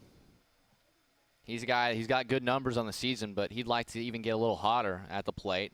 Maybe drive in a run here. That could help. That's well outside. 1-1. Erickson's not missing the strike zone a whole awful lot either. That's just the 10th time he's missed the strike zone tonight. And he's well over 40 pitches on the evening. Another 1-1 on the way, out of the stretch. Harrington swings and pops this one foul, and again, unplayable. Alex Young on deck. He had a bunt single first time up, helping get the Oskaloosa offense going against Erickson, although they could not score as he was cut down at the plate by the right fielder, Brett Foreman. Runners on first and third for Oski, down by 1, 3-2 here, bottom of the third. The pitch, the 1-2, ground ball up the middle. It hits the mound, fielded over to second for 1. They are not going to get the double play as the shortstop, Bertrand, cannot get the throw over to first. The fielder's choice results in an RBI for Harrington as the runner Van Veldhuizen scores from third. And it is a tie ball game, 3-all, with the runner on first and 2 outs. Now, if you're Dallas Center Grimes, Coach Byron Payton, and the rest of those guys in the dugout, if that would have developed just a little quicker to Gannon, the ball just not hit hard enough for them to be able to turn that double play. Credit Harrington for hustling down the line. They didn't even attempt to make the throw. So now we'll know the score is at least going to be tied for Oski going into the 4th. Showing bunt, pulling back, and hitting it hard into left, but right at a sliding left fielder, Justin Hanneman, who makes the catch. And DeYoung gives it a ride, cannot get on. Oski does come back, though. 3 in the bottom of the 3rd. We'll head to the 4th. Knotted, 3 apiece, DCG and Oski here on the No Coast Network. At Mahaska Drug in Oskaloosa, getting your prescription filled is easy. The large covered drive-thru and easy access to the front door is convenient, and the friendly staff is always ready to help you. With a variety of goods and home decor, Mahaska Drug is sure to have the perfect gift for any occasion. Have your favorite photos developed and framed at Mahaska Drug's framing counter, and cherish your memories for years to come. It's all at Mahaska Drug in Oskaloosa, where they have been committed to a healthy community for over 20 years. Call 673-3439 or stop in today. Our roots are here in the middle of America, where humble beginnings can grow into great opportunities. Where hard work and high standards are the key ingredients to success. Where honesty and integrity matter. We're proud of our roots, proud to be a part of a community that shares our values, and grateful to our customers for giving us the opportunity to grow.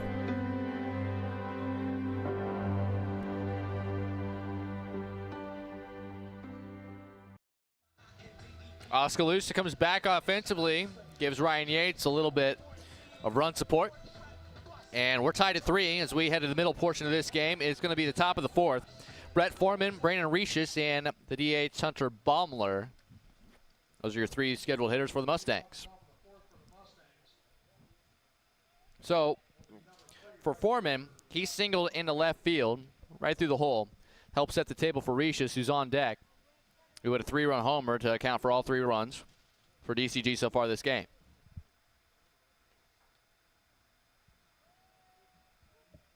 Yates winds and delivers the first pitch. Ground ball up the middle, and it's going to be Harrington up the middle, throws it over to first, and that is in time for the out.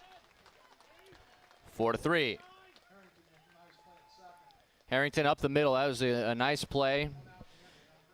Making sure he got the scoop and the throw across his body in time to get Foreman on the first pitch of the inning. 1 pitch, 1 out. And Brandon Recius, who hit a sky ball deep into center field, and that ball just carried over the fence. Seth Sarver is about standing in center, about in the same trajectory spot that Recius hit the home run as he pops this one foul out of play left side.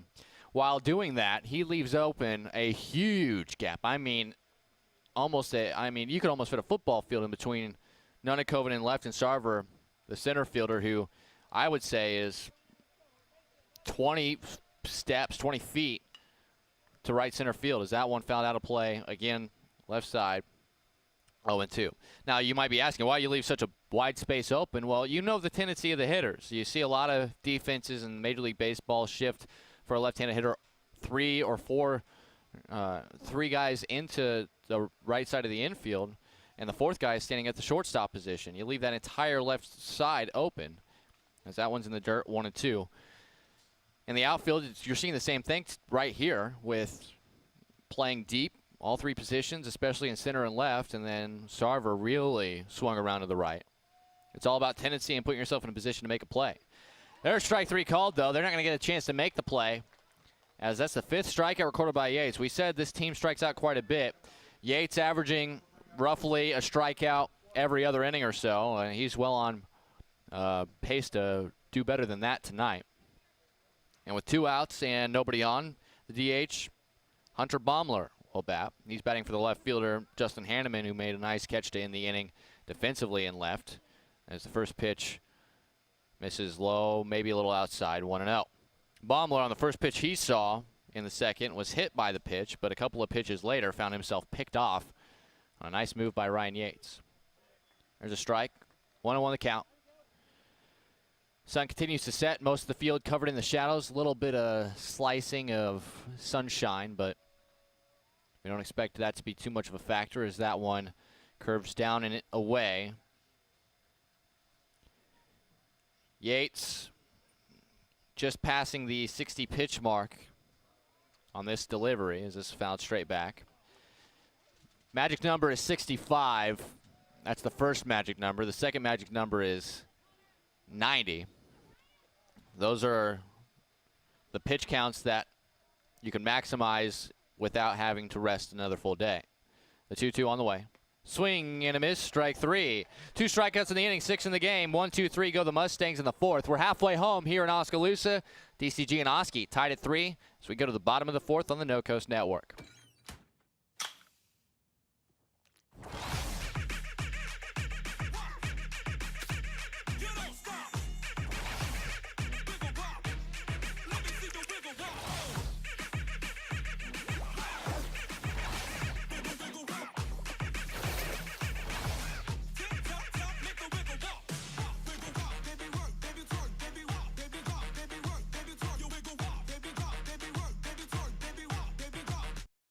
If your savings and investments are sitting on the bench instead of meeting your goals, call timeout to examine your investment lineup. Your game plan should include getting some investment advice from an experienced investment professional. I'm Bob Auld of Robert Auld Investments, an investment advisor with over 20 years of experience in Oskaloosa and southern Iowa. I would like to assist you with your investment strategies. Call 673-9448 or toll free at 1-800-444-ALD. Thomas Erickson finishing his warm-up tosses as we head into the bottom of the 4th. 8-9-1 for Oskaloosa. Seth Sarver, Ryan Yates, Tyler Miller, the 3 due-up hitters. This part of the order really got to Erickson first time through. See if they can do the same here. Erickson only throwing 47 pitches thus far. If anything, you're thinking maybe he could be available for Indianola if he stays under that 65 pitch count mark, but I'm sure this game is important enough to Coach Byron Payton and the DCG staff to let him go as long as he can, help get them a win, and then use him again next week. Sarver, first time up, little infield single right off the end of the bat, a swinging bunt. He is 1 for 1. And he is plunked with the first pitch. That is the 3rd time he's been hit by a pitch this season. Not something he's afraid of. He'll walk that one off a little bit, though, down the first base line, and Ryan Yates will bat.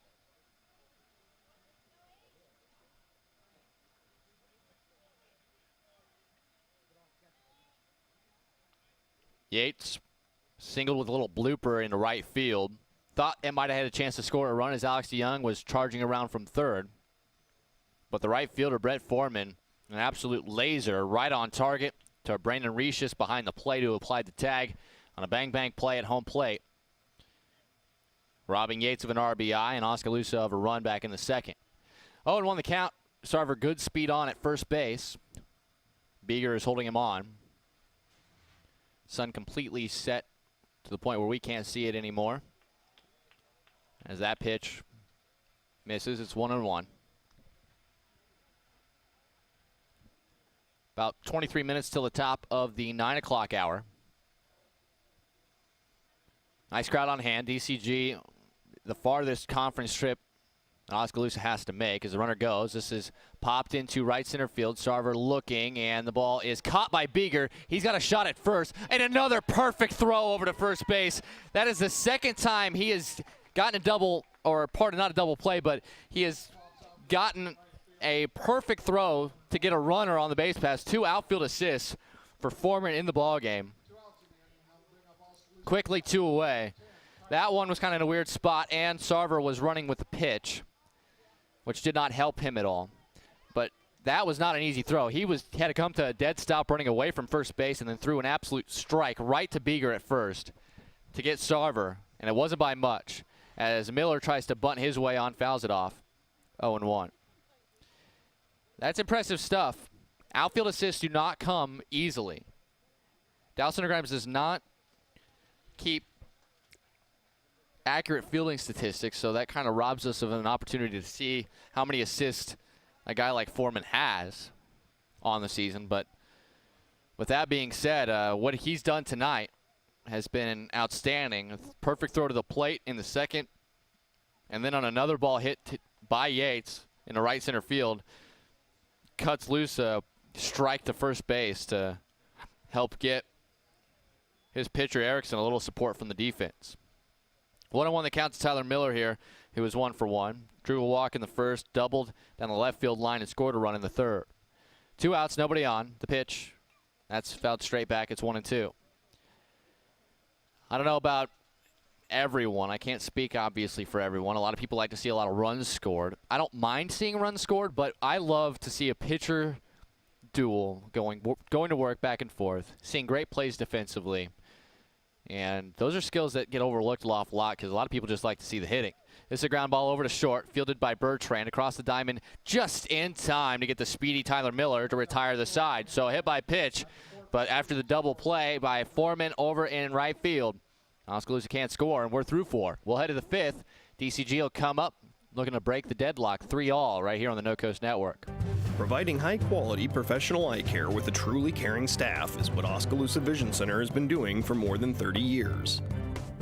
With our state-of-the-art equipment, we can provide comprehensive eye exams, prescription glasses, and contact lenses, as well as medical care like eye infection and disease treatment, emergency eye care, and pre- and post-operative aid. Newborn to adult, we have the experience to meet all your eye care needs. Oskaloosa Vision Center. Come see us today. At Community First Credit Union, we've created a new look because we want you to take a closer look at us. See First can help you move forward with the technology you need to bank anywhere, anytime, and a team of experienced professionals dedicated to your success. Try us. Join us. Because at See First, together is better. Ryan Yates looking to continue the good work. 62 pitches thrown. We said with Dowson or Grimes and their pitcher, Thomas Erickson, would Coach Byron Payton be looking to try to, maybe make a pitching change to try to save his guy for an opportunity to come back on just 2 days rest for Indianola? Probably not. You want to win this game. You don't want to take a guy out that's doing some good work just to win a game, but it's something that you think about if you're a coach. Well, it's obvious that Coach Clint Gingrich isn't too worried about saving Ryan Yates for 2 days rest because Oskaloosa doesn't have a game on Thursday. There's no need for that. The real magic number for Oski is 90. If Yates can throw 90 or less pitches, he would be available for that game on Friday at Norwalk if need be. We saw that a couple weeks ago when Oskaloosa played Newton on Monday. Yates got through the entire game, a complete game, through 90 pitches right on the dot, and was available and came on in relief for the game against Pella that Friday. And with one of your best pitchers, that definitely makes it a difference. He's behind now, 2-0 though. Infield and outfield pretty much straight up to a T here for Erickson, the left-handed batter. And that pitch misses. It's 3-0. Erickson struck out looking first time up. He was going to try to lay down a bunt, but the runner he was trying to bunt over got picked off, so he ended up striking out looking. One of 6 strikeouts for Yates thus far. That pitch in there for a strike. 3-1. Erickson will be followed by Sean Madsen, and then back to the top and Cade Bertrand for DCG. They're looking to try to complete the season sweep. Oski looking to salvage one game against the Mustangs this year, but that one misses. Low and away. Second walk issue by Yates. And that'll bring up Madsen. Madsen out in center tonight. He saw a full count pitch, but swung and missed at the payoff. He, too, a strikeout victim of Yates. First time through the order. 3-3 our score. Lights are on. Nightfall upon us here in Oskaloosa. A beautiful night as there's a pitch out. Trying to see what number 9 hitter Madsen would do. He kind of squared around a little bit, and they looked at first base with Keaton DeCock from behind the plate. Nothing doing. Erickson did not stray too far away from the bag. He's running for himself, by the way, at first base. No courtesy at this point. There's the bunt attempt, and it is a foul ball. We don't have an angle on that, but it must have hit Madsen while he was still in the box as he was trying to run down to first base. Automatic dead ball.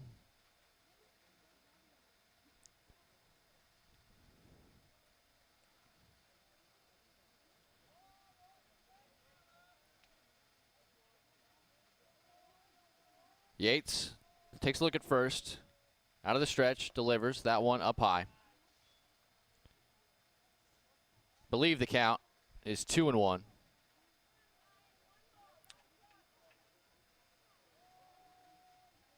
There's a short lead over there at first by Erickson, showing bunt again and going through it for a strike, and it's now 2-2.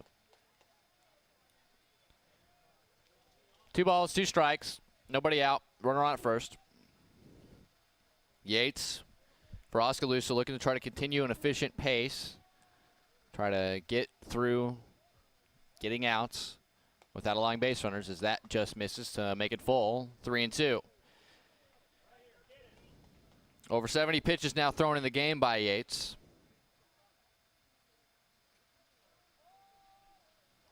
The sophomore, again, peeks at first, now fires the payoff. Runner goes. This one off the end of the bat and foul. We will bring it back and do it again. I don't know if you could ask for a better summer night. No wind.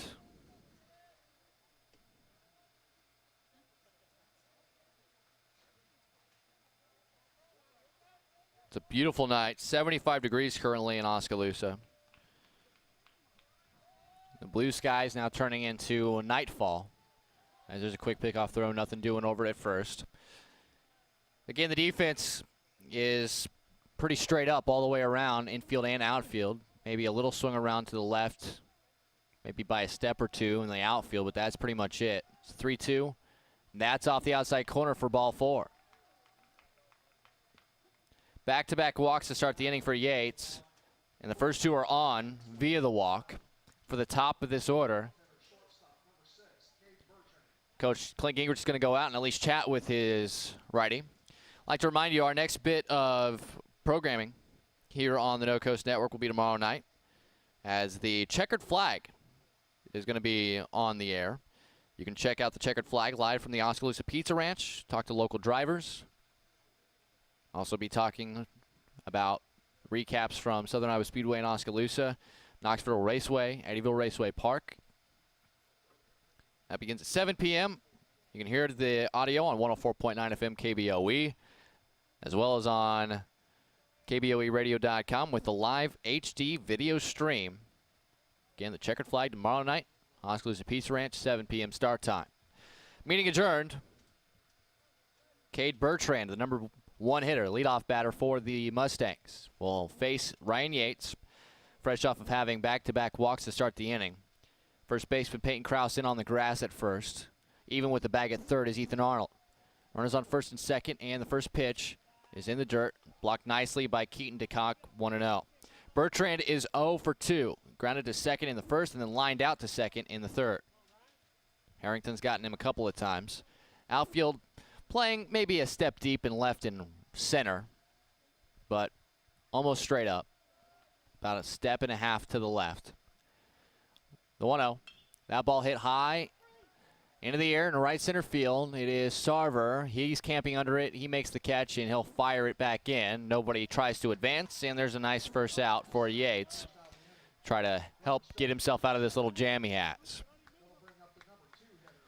3-3 is the score. Every at-bat gets bigger and bigger as time wears on. A little bit of action looks like it's happening down in the Oski bullpen with Noah Van Veldhuizen going to start throwing. Another relief extraordinaire. He's already appeared in 7 games, only throwing 10 innings, but has been very reliable, getting through some tough spots for Oskaloosa this year. 1 out, runners on first and second, and the first pitch is a strike to the number 2 hitter, Brody Gannon. Gannon's 0 for 2, grounded to third in the first, and then struck out swinging in the third. The middle of the infield is at double play depth, within range of the bag. Big swing and a miss there from Gannon. Was fooled on that breaking ball, and it's now 0-2. Good opportunity for DCG and the Mustangs to try to recapture the lead here. Yates in the defense for Oskaloosa trying to prevent that. The 0-2. And that just misses. I think it was low, maybe a little outside, and it's 1-2. On deck, number 3 hitter Jordan Humphreys. Does not get easier after Gannon.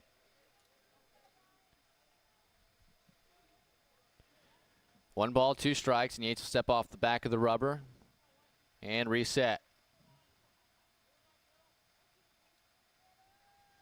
Yates out of the stretch. The 1-2. Swing and a miss, strike 3. 7th strikeout recorded by Yates. Now there's 2 outs in the frame. And now it's up to Jordan Humphreys to get something done here for DCG as Yates looks to work his way in and out of trouble here in the 5th. Humphreys is 0 for 1. He struck out looking back in the first and then drew a walk on a full count in the third. The other 2 walks issued by Yates are on first and second right now from earlier this inning. But he's looking to work around it. Outfield swung around a little bit to the left. The first pitch comes in high over the letters, 1-0. DCG's only won 7 games this year. 7-9 the record, 5-6 in the Little Hawkeye. But 2 of those wins in both overall and the Little Hawkeye have come against Oski. The Indians looking to try to get a dose of revenge here. This is a big inning as that misses low, 2-0. The big spot for Ryan Yates.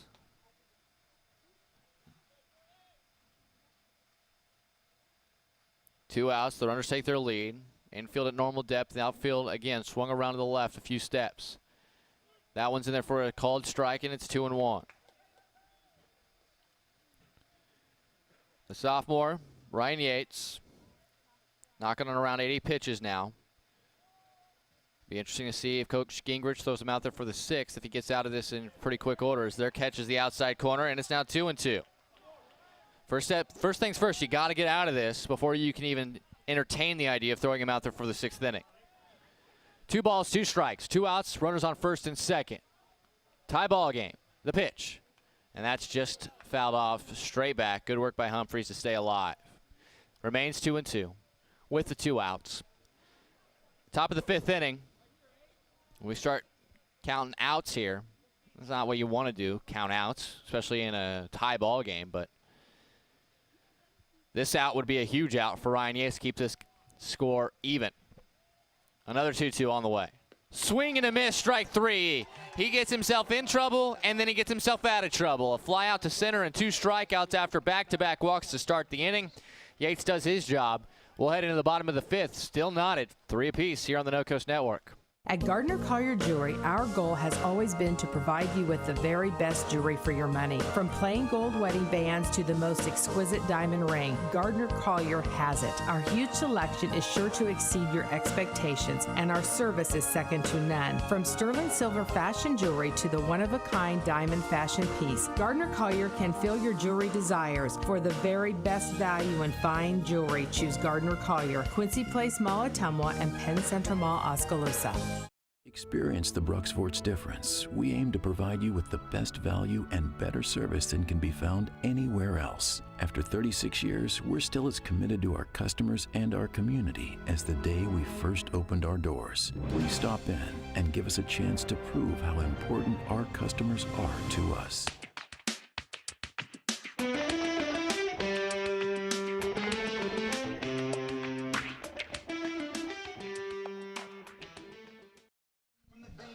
Erickson back out. He's going to try to match Ryan Yates with a scoreless fifth. Dowson and Grimes haven't seen any action in their bullpen as of yet, but Noah Van Veldhuizen comes back into the dugout after warming up in the Oskaloosa bullpen. See if Yates goes out for the sixth. That might have something to do with what the score looks like. Yates is throwing 86 pitches. If he's done now, he would be available on Friday to face Norwalk on the road. But if Coach Gingrich likes the matchups that he has coming up with the middle of the order due up in the sixth for DCG, we might see him go out there, try to get as close to that 110 pitch mark as possible, which very well could just be one more inning. We'll have to see. Maybe that extra day of rest is something that Coach Gingrich doesn't want to have Yates have. We'll find out. Oskaloosa and DCG tied as the first pitch is a line drive single out in the left field by Tucker Nunnekoven, who's 3 for 3. So that brings up Blake Van Veldhuizen, who had the big knock of the 3-run third for Oski. He doubled over the right fielder Brett Foreman's head, scoring 2 runs, and he himself would score on a ground ball, fielder's choice, hit by Nick Harrington. Right now, if you're Van Veldhuizen, you're just trying to hit this ball in play, let the speed of Nunnekoven see what he can do. Infield pretty shallow for a guy who can hit a lot of extra base hits. Now on the season, Van Veldhuizen does have just 5 doubles and 1 home run of the 22 hits he has on the year. At the same time, though, Nunnekoven could go first to third. That'd be huge for Oskaloosa here early on this inning. He's going. There's a check swing. He went around. The throw down to second base is off of Nunnekoven himself. Looks like he's all right. 0-1 the count to Van Veldhuizen, but that's an important steal because that erases the chance at a common double play on the ground. Nunnekoven now 10 for 12 in stolen bases on the season. I say that double play because in the first inning, Van Veldhuizen did ground into a double play with Nunnekoven at first base. It went 4-6-3, turned nicely by the middle infield for DCG. 0-1 the count, nobody out, runner on at second, representing the go-ahead run. That pitch fouled off by Van Veldhuizen, looking to maybe bunt. We talked about it. Even though he's a power bat, he is asked to do some things. Coach Gingrich is not above asking his big hitters to lay down a bunt if it's going to help the team, but Van Veldhuizen this time can't lay it down. It's 0-2. Nunnekoven, great speed on at second. Any ball hits the outfield. Outfielders have to be aware. He may try to score. The 0-2 on the way. And this is a ground ball over to short. Knocked down, not fielded cleanly, but still plenty of time for Bertrand to throw it over to Beeger for the out. Productive out, though, for Van Veldhuizen. He indeed moves Nunnekoven to third. That's important because now Peyton Krause has a lot of options to try to get that run home. Krause is 1 for 2, flew out to right in the first, singled up the middle on a little chopper back in the third. A wild pitch or a pass ball could score Nunnekoven. A fly out, a sacrifice fly could score him. And it looks like Coach Peyton and the infield and battery are going to meet on the mound for the Mustangs. Make sure everybody's on the same page here with Peyton Krause due up. Remember, Ethan Arnold is on deck, who's 0 for 2 against Erickson, but it looks like Erickson's not going to get the opportunity to face him as we're going to make a pitching change. Erickson's going to the outfield. Looks like Brett Foreman. Looks like he might be coming in. We'll see if what the changes are when we return. We'll take a break. Oski threatening to take the lead in the 5th here on the No Coast Network. Layton State Bank understands that everyone's financial needs and goals are different. That's why it's essential for you to bank with a local bank that knows you personally and professionally. Layton State Bank is that bank. They understand your financial situation and work diligently to help you reach your financial goals. They're committed to working with you and for you every step of the way. Layton State Bank, serving you from Layton, Pella, and Monroe. Grow strong with us, member FDIC. Dreams start early, illustrated straight from the heart. Big or small, dreams take hard work to grow into reality. To bring your dreams to life, sometimes you need a little help. So surround yourself with people who believe in your dreams and count on Bank Iowa to help you reach them. Bank Iowa, for the dreamer in all of us. Oskaloosa will be seeing a new pitcher, Justin Beeger, moving from first base to the pitcher's mound. Beeger on the season comes in a 1-2 record, 3 starts, 2 relief appearances, 3.21 his ERA. Opponents hitting .205 against him, 9 strikeouts but 15 walks in 24 innings of work. It looks like the changes that were made, at least from what I'm seeing, is that the right fielder, Brett Foreman, came to play first base. Not super easy to read those red numbers as nightfall upon us. Beeger now at the plate, or pardon, on the mound. And in right field is the former pitcher, Thomas Erickson. So batting order will not change unless they decide to pinch hit. 4 1/3 innings of work, 9 hits.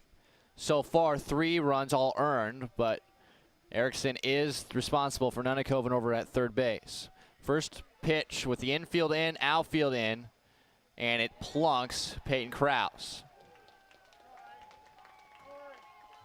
So that does set up the double play potentially, but at the same time, Beeger probably didn't have that in mind. 3rd time he's hit a batter this season. For Krause, that's the 2nd time he's been plunked. Middle of the infield now will go back to double play depth. Give them a few more angles of what they want to do and a chance maybe to record 2 outs instead of 1 and get them out of the inning altogether. By the way, Erickson, no walks, 2 strikeouts, and both strikeouts were to the man at the plate right now, Ethan Arnold. 1 swinging, 1 looking. The 1 looking was in the 3rd inning after a long, lengthy at-bat, a lot of foul balls. Right here, he's just looking to hit one in the outfield. First pitch, a curveball outside, 1-0. Nunnekoven, great speed at third. We talked about it. A lot of speed. Pass ball, wild pitch. Even a ground ball up the middle could score him, although that would risk the double play.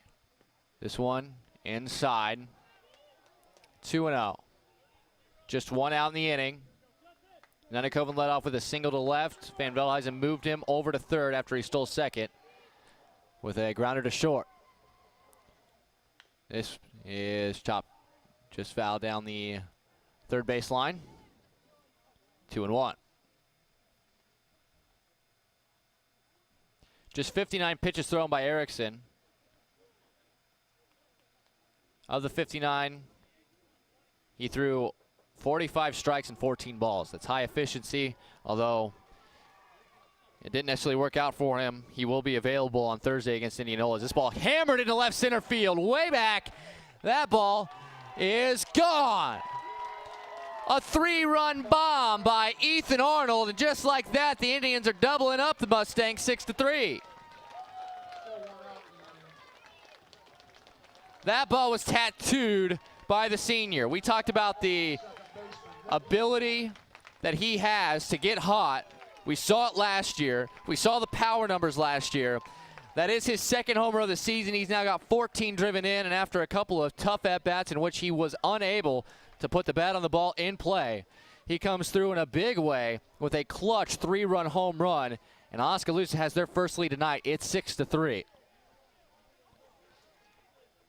First pitch, Nick Harrington in there for a strike, 0-1. And now if you're Justin Beeger, you got to find a way to battle through this.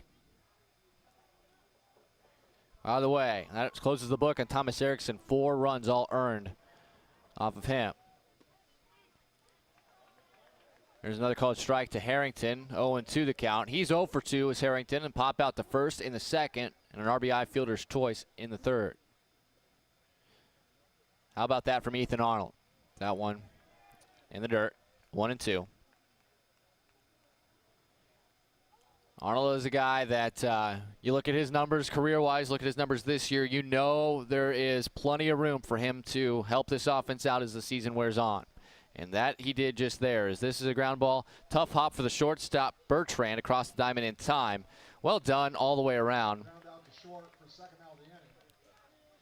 Foreman, a good stretch over at first base as well. Made it look routine. It is pretty routine, but it took a nice little springy hop off the edge of the grass. Good effort by Bertrand, and Harrington runs pretty well to get it over there in time to first base. Solid play. 2 outs, base is empty, and Alex DeYoung, the batter. First pitch to him is on the outside corner at the knees, 0-1. DeYoung had a bunt single back in the second, then lined out right to Justin Hanneman in left field, who made a nice catch as he slid to a knee. This one popped foul out of play right side. And it's 0-2. 2 outs, base is empty. 3-run home run by Ethan Arnold highlights the inning. Husky leading it 6-3. 3 minutes past the top of the 9 o'clock hour. You're listening and watching Oskaloosa Baseball, 99.5 FM, AM 740, KMZN, all over the world with a live video stream on radiokmzn.com. That pitch just misses. 1-2. DCG got on top early if you missed it. 3 runs in the top of the second on a 3-run homer by Brandon Reeses. Brandon Reeses hitting a 3-run bomb as this ball hit into the air into center field, backing up. Still going back, and it's over his head is Matson. DeYoung on his way to second, and he will stop there. Good job by Matson to get to it and get it in quickly. That could have been trouble as they were playing pretty shallow on DeYoung, and he makes him pay as Seth Sarver now has an opportunity to bat with another runner at second base and 2 outs. Husky answered with 3 runs and a rally in the third to tie the ball game up, and then here in the 5th, the 3-run home run by Ethan Arnold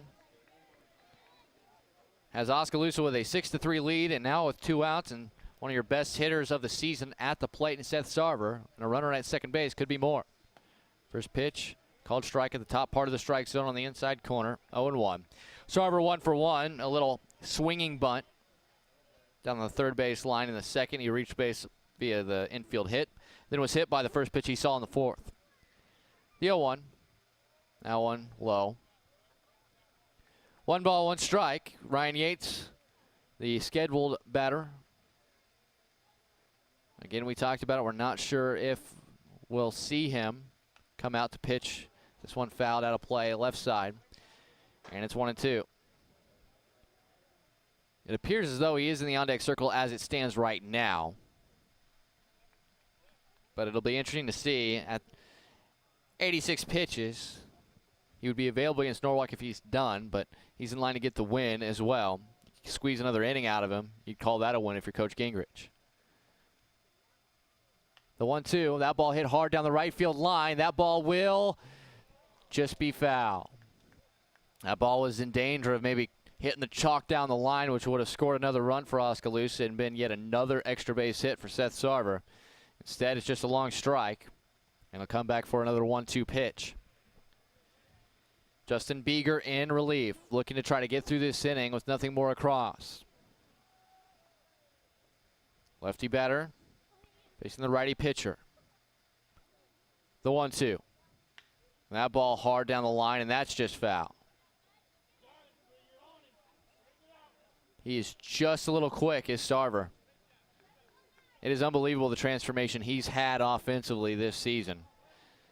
Last year, batting almost out of necessity for Oskaloosa, but a great center fielder, one of the top 2 or 3 pitchers that Coach Gingrich has. This year, he's flipped the script.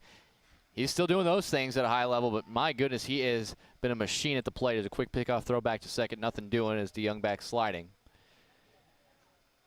batting well over 400, leading the team in doubles, tied for the team lead in home runs, leading the team in RBIs, and this is all at the bottom of the order. The 1-2, that's high, 2-2. Strikeouts are still a little bit of a problem for him, but as we talked about, his batting average on balls hit in play is unbelievable. I haven't done the hard math, but well over 600, maybe close to 700. As that catches the outside corner, strike 3 called. And there he goes down on strikes here. First strikeout in relief for Beeger, but the damage done. Crooked number on the board. 3-run bomb by Ethan Arnold gives Oski a 6-3 lead. We'll come back and tell you who the new pitcher is as Noah Van Veldhuizen will take over on the mound right here on the No Coast Network. Hawkeye Real Estate is your one-stop source for everything real estate in Mahaska County and beyond. Whether commercial, residential, or land, we've got you covered with the area's largest pool of real estate professionals, full-time support staff, and property management services. With over $19 million in sales volume for 2016, Hawkeye continues to be the area's leading real estate office. Discover what thousands already know. When it's time to make a move, get the Hawkeye edge. At Mahaska Drug in Oskaloosa, getting your prescription filled is easy. The large covered drive-through and easy access to the front door is convenient, and the friendly staff is always ready to help you. With a variety of goods and home decor, Mahaska Drug is sure to have the perfect gift for any occasion. Have your favorite photos developed and framed at Mahaska Drug's framing counter, and cherish your memories for years to come. It's all at Mahaska Drug in Oskaloosa, where they have been committed to a healthy community for over 20 years. Call 673-3439 or stop in today. Noah Van Veldhuizen going to be the new pitcher for Oskaloosa. Brian Yates going to be stopped. 86 pitches on the night, which works because that leaves him available to start or go in relief against Norwalk on Friday. His final line, 5 innings of work. He allowed just 3 hits, and all of them occurred in that 3-run second inning. Otherwise, no hits. Did allow 3 runs. All 3 were earned. The 3 walks and 8 strikeouts, throwing 86 pitches, 50 strikes, and 36 balls. Noah Van Veldhuizen's numbers are on the year. All 7 of his appearances in relief, no wins, no losses, has yet to be the pitcher of record. Looking to come in and close this thing out on what would be a safe situation if he finishes the ball game. First pitch misses to the cleanup hitter, Justin Beeger, 1-0. Van Veldhuizen doesn't work with a full windup. You'll see more and more a lot of guys with as little moving parts as possible. He misses the second pitch, 2-0. On the season, 10 innings of work, a 2.80 ERA, a 279 opponent's batting average against, 12 strikeouts and 6 walks in his 10 innings. But he starts out 3-0 to Beeger here. Against Ryan Yates, Beeger, an infield hit on a hard hit line drive that was knocked down by Arnold. A run scored in the second, then he flew out to center in the third. There's a called strike. 3-1 the count. It's a big inning for Van Veldhuizen to get out of here in the 6th. As this ball flared foul out of play right side, and it's now 3-2.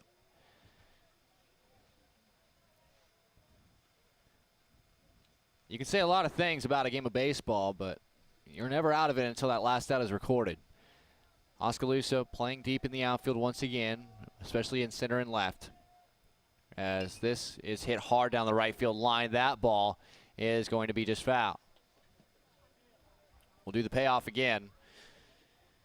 With a 3-run lead, this is the first lead Oskaloosa's had tonight, and this is a team that beat them twice earlier this year. Very important to try to keep this lead where it's at, maybe even increase it a little bit in the top of the set or in the bottom of the 6th. As you would imagine, Van Veldhuizen is going to be asked to finish the job here. But these ECG bats have proven that they can get hits, but they won't here. First strikeout recorded in relief by Van Veldhuizen, as he comes all the way back from 3-0 in the count to strike out Beeger. And that'll bring up Brett Foreman. Foreman's had an outstanding night in right field. Couple of outfield assists. And he'll take ball 1 here. He is 1 for 2 at the plate as well. singled into left field, scored a run in the second, then grounded over to second, and Nick Harrington back in the fourth. This pitch low and away, 2-0. Again, Van Veldhuizen's going to have to work from behind here. It's Coach Clint Gingrich. He said it over and over again. The one thing we want to fix that we know we can fix is trying to throw strikes early in counts. Not walk so many batters. And again, it's going to be a 3-0 count against a batter here for the Mustangs. Foreman looking to try to avoid the fate of the previous batter, Beeger. Eventually, Van Veldhuizen to get me over pitch, foul ball, another foul ball. And then all of a sudden he was swung and missed, strike 3. We'll see. Takes all the way, and that one's not close. Ball 4, first walk issued by Noah Van Veldhuizen. Runner at first, and one out for Brandon Riches. So Riches, in the second inning, came through with the big hit of the ball game for DCG. A 3-run home run that was absolutely tanked over the center field wall. Then he struck out looking against Yates in the fourth.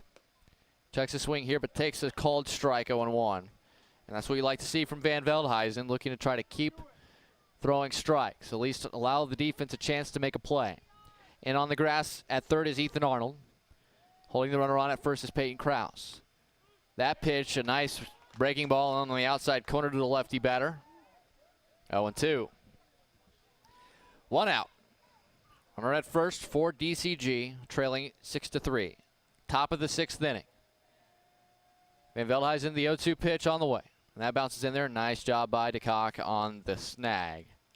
Do not want to give free passes away on a passed ball or a wild pitch. Beautiful night for some baseball. Oskaloosa 6 consecutive runs, 3 in the third, 3 in the fifth. And there's a swing and a miss, strike 3. Riches goes down. Second strikeout recorded by Van Veldhuizen. He's averaging among the better numbers for Oskaloosa relievers. A little over a strikeout per inning. He's got 2 strikeouts this inning. Still a runner on at first, and the DH, Hunter Baumler's the batter. Pitcher Van Veldhuizen delivers a strike on the outside corner to the righty, 0-1. Baumler against Yates was hit by a pitch, but was picked off promptly in the second inning, and then struck out swinging in the fourth. Van Veldhuizen working out of the stretch, which is basically his normal motion anyways. There's a foul ball off the end of the bat toward the Oski dugout on the first base side, and it's quickly 0-2 to Baumler. 0-2, 2 outs. Oski leading 6-3. Top of the 6th inning, runner on first. 2 outs, and the pitch. That one in the dirt, another good block by DeCock. 1-2. Keaton DeCock, a very underrated part of this team. Very good defensive catcher. 1-2 the count, and the delivery. That ball, a little chopper, foul. Nice play by Coach Byron Payton down the third base coach's box. The right hand. Left and center, outfield is deep. Swung around to the left for the right-handed batter. Baumler, 1-2 the count with 2 outs and a runner on first. Time called. Baumler wants to reset himself. He knows he's just looking to put this in play, maybe get another base runner on, get that tying run to the plate. It is Thomas Erickson, the on-deck hitter. 1-2 the count. And this one popped into shallow right field. Harrington going back, makes a nice catch as he starts backpedaling, and Tyler Miller, a good job of avoiding him. That'll do it. A 1-out walk goes for naught for the Mustangs. We'll head to the bottom of the 6th inning. Oskaloosa leading 6-3, looking for some insurance when we return on the No Coast Network. Our roots are here in the middle of America, where humble beginnings can grow into great opportunities. Where hard work and high standards are the key ingredients to success. Where honesty and integrity matter. We're proud of our roots. Proud to be a part of a community that shares our values. And grateful to our customers for giving us the opportunity to grow.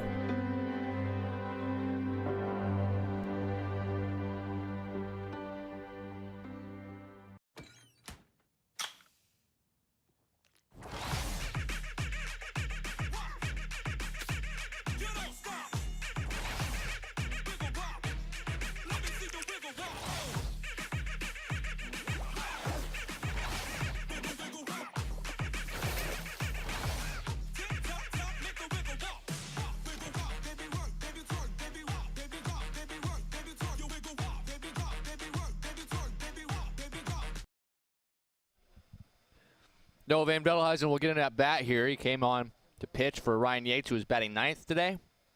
And he will bat for just the 9th time this season. He's 2 for 8 thus far. The 2 hits are singles. Add a third to that total as he singles on the first pitch right back up the middle. Looking to help himself out, try to get the save. Although Peyton Krause warming in the Oskaloosa bullpen just in case. So I don't know if they'll start the inning with him, as Casey Hill is going to be the courtesy runner over at first base. So Van Veldehuizen the hit. Casey Hill to run.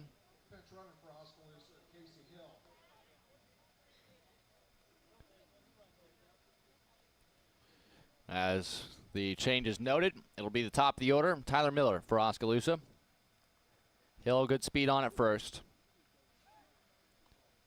Quick pickoff throw over there, not in time. It'll be interesting to see. Van Veldehuizen could be utilized tomorrow. Only threw 20 pitches. Under 25 pitches, you can be used the next day, but you can't pitch more than 2 consecutive days. Is this a bunt to the left side? Here's the throw to first, and for base umpire said safe initially and then said out. Looked out with the naked eye, a bang-bang play. I think the call is right, but that's not going to rub a lot of people right way on when the umpire kind of makes goes back middle of what looked like be a safe call and then says out. Although I am decently sure that was the right call. Anywho, Miller, that's a sacrifice bunt, 1-3 in the book. 1 out, runner on at second base is Hill, and it's Tucker Nunnekoven, who's had a good night offensively. 3 singles, 3 for 3 with 2 runs scored. And he takes the ball 1-0. He's seeing the ball so well right now. And a base hit here very well could score Hill and an important insurance run for Oskaloosa. The 1-0 on the way. That ball popped up on the infield. Who's it going to be? It's the pitcher. Beeger makes the catch. So 2 away as Justin Beeger was playing on the infield earlier in this game. That's not something he worries about too much. He'll take that play. You'll see at the minor and major league levels, a lot of pitchers just get out of the way, let the fielders make the play. That was definitely his ball, though. And with 2 outs, it's Blake Van Veldehuizen, who's 1 for 3 in the game. He hit a 2-run double and scored a run back in the 3rd. Also grounded into a double play in the 1st and grounded to short in the 5th. Runner at second, 2 outs. First pitch outside, it's 1-0.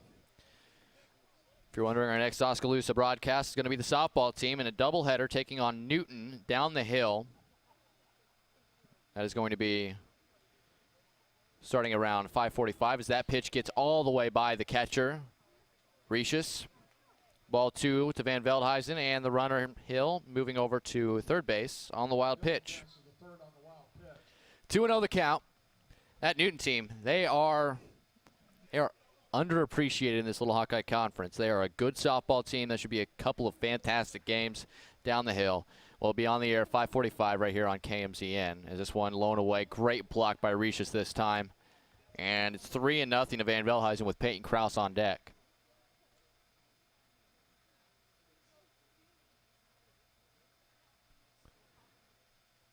Here is the 3-0. Will Van Veldehuizen take all the way? He does. And it gets through all the way to the backstop, and Hill will score. I think Recius may have gotten crossed up there. That's odd. It was called a strike. Recius saying he wants a new mitt.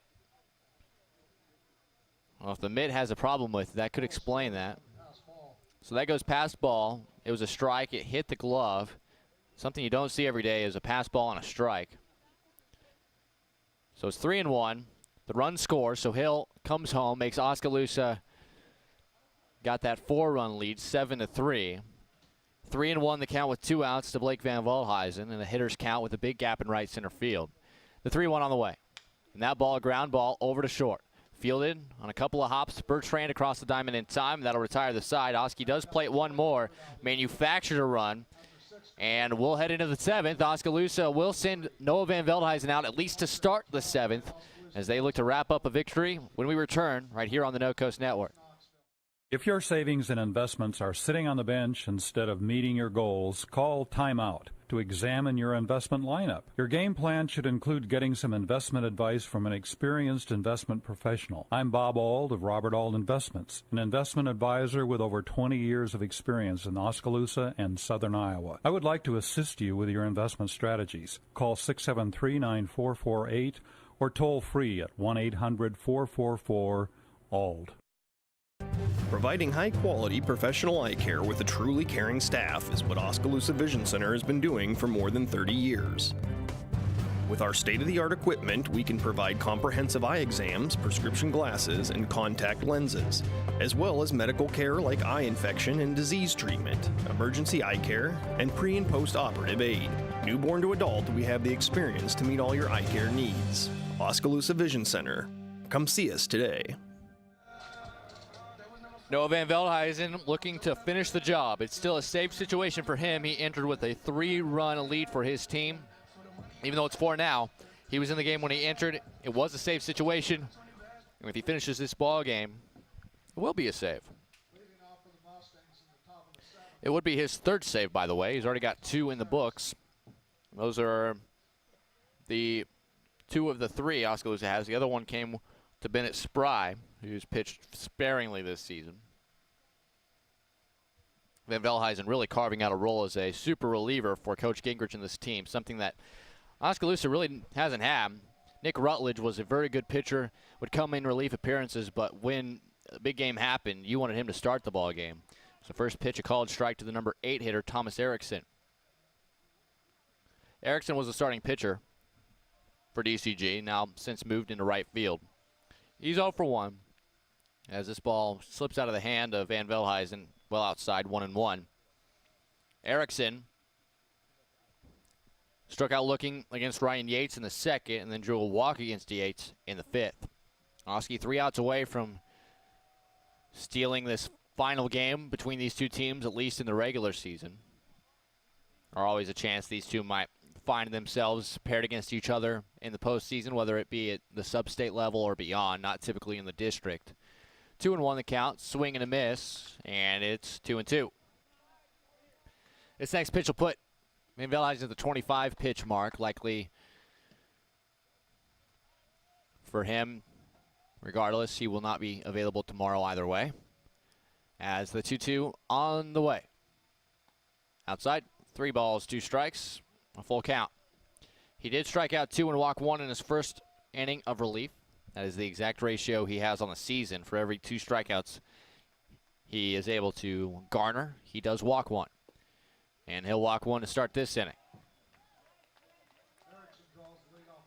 So the second walk issued by Van Veldhuizen, and the leadoff man is aboard, and that's exactly how DCG wanted to start the inning. That'll bring up Sean Madsen, the number 9 hitter.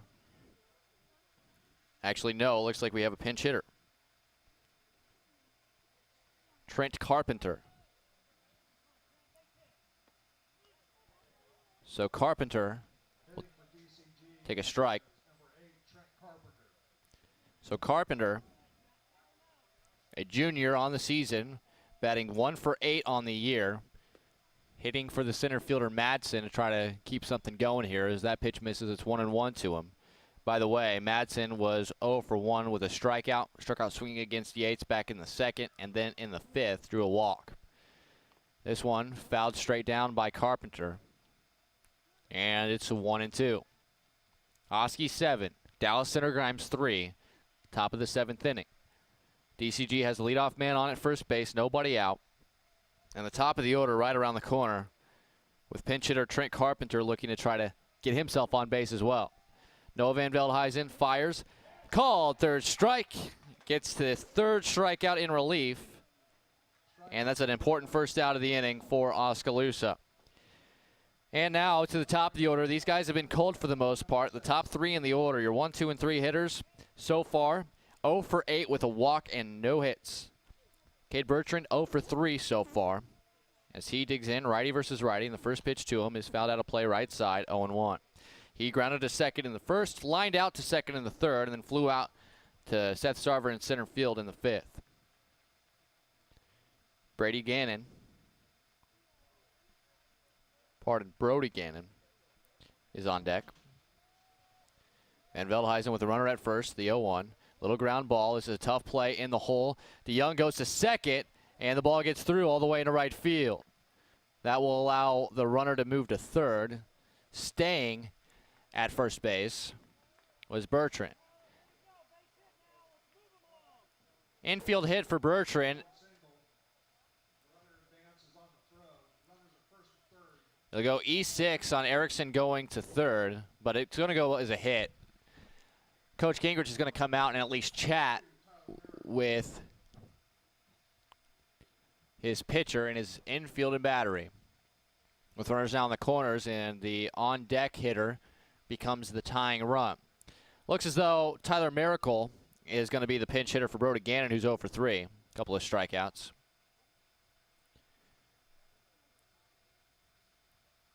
So, for Miracle, he'll be still facing Van Veldhuizen after the meeting is adjourned. Again, it was an infield hit for Bertrand. That was going to be a near impossible play to get a speedy leadoff batter deep in the hole by DeYoung. He went to second. The only out he may have had a chance to get. It was going to be close, but the throw was wide of second baseman Harrington into right field, allowing the runner Erickson to go over to third base. So you got runners on first and third to Miracle here.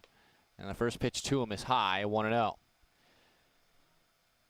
On the season, just 1 for 8 as well. 3 strikeouts in those 8 at-bats, having appeared in just 6 games this year. Miracle swings through that one, 1-1.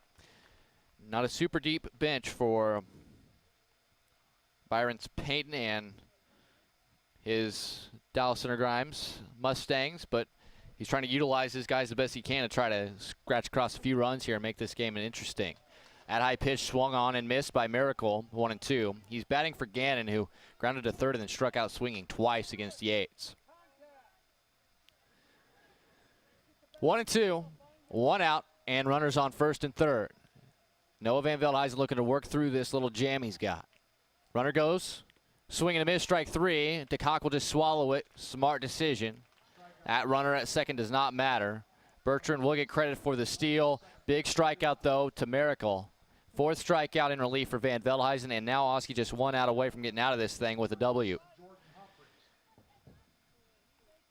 By the way, now 5 for 8 in steals for Bertrand. He's at second. Erickson at third. 2 outs, and Jordan Humphreys, who's 0 for 2 with 2 strikeouts and a walk at the plate. First pitch up and away, 1-0.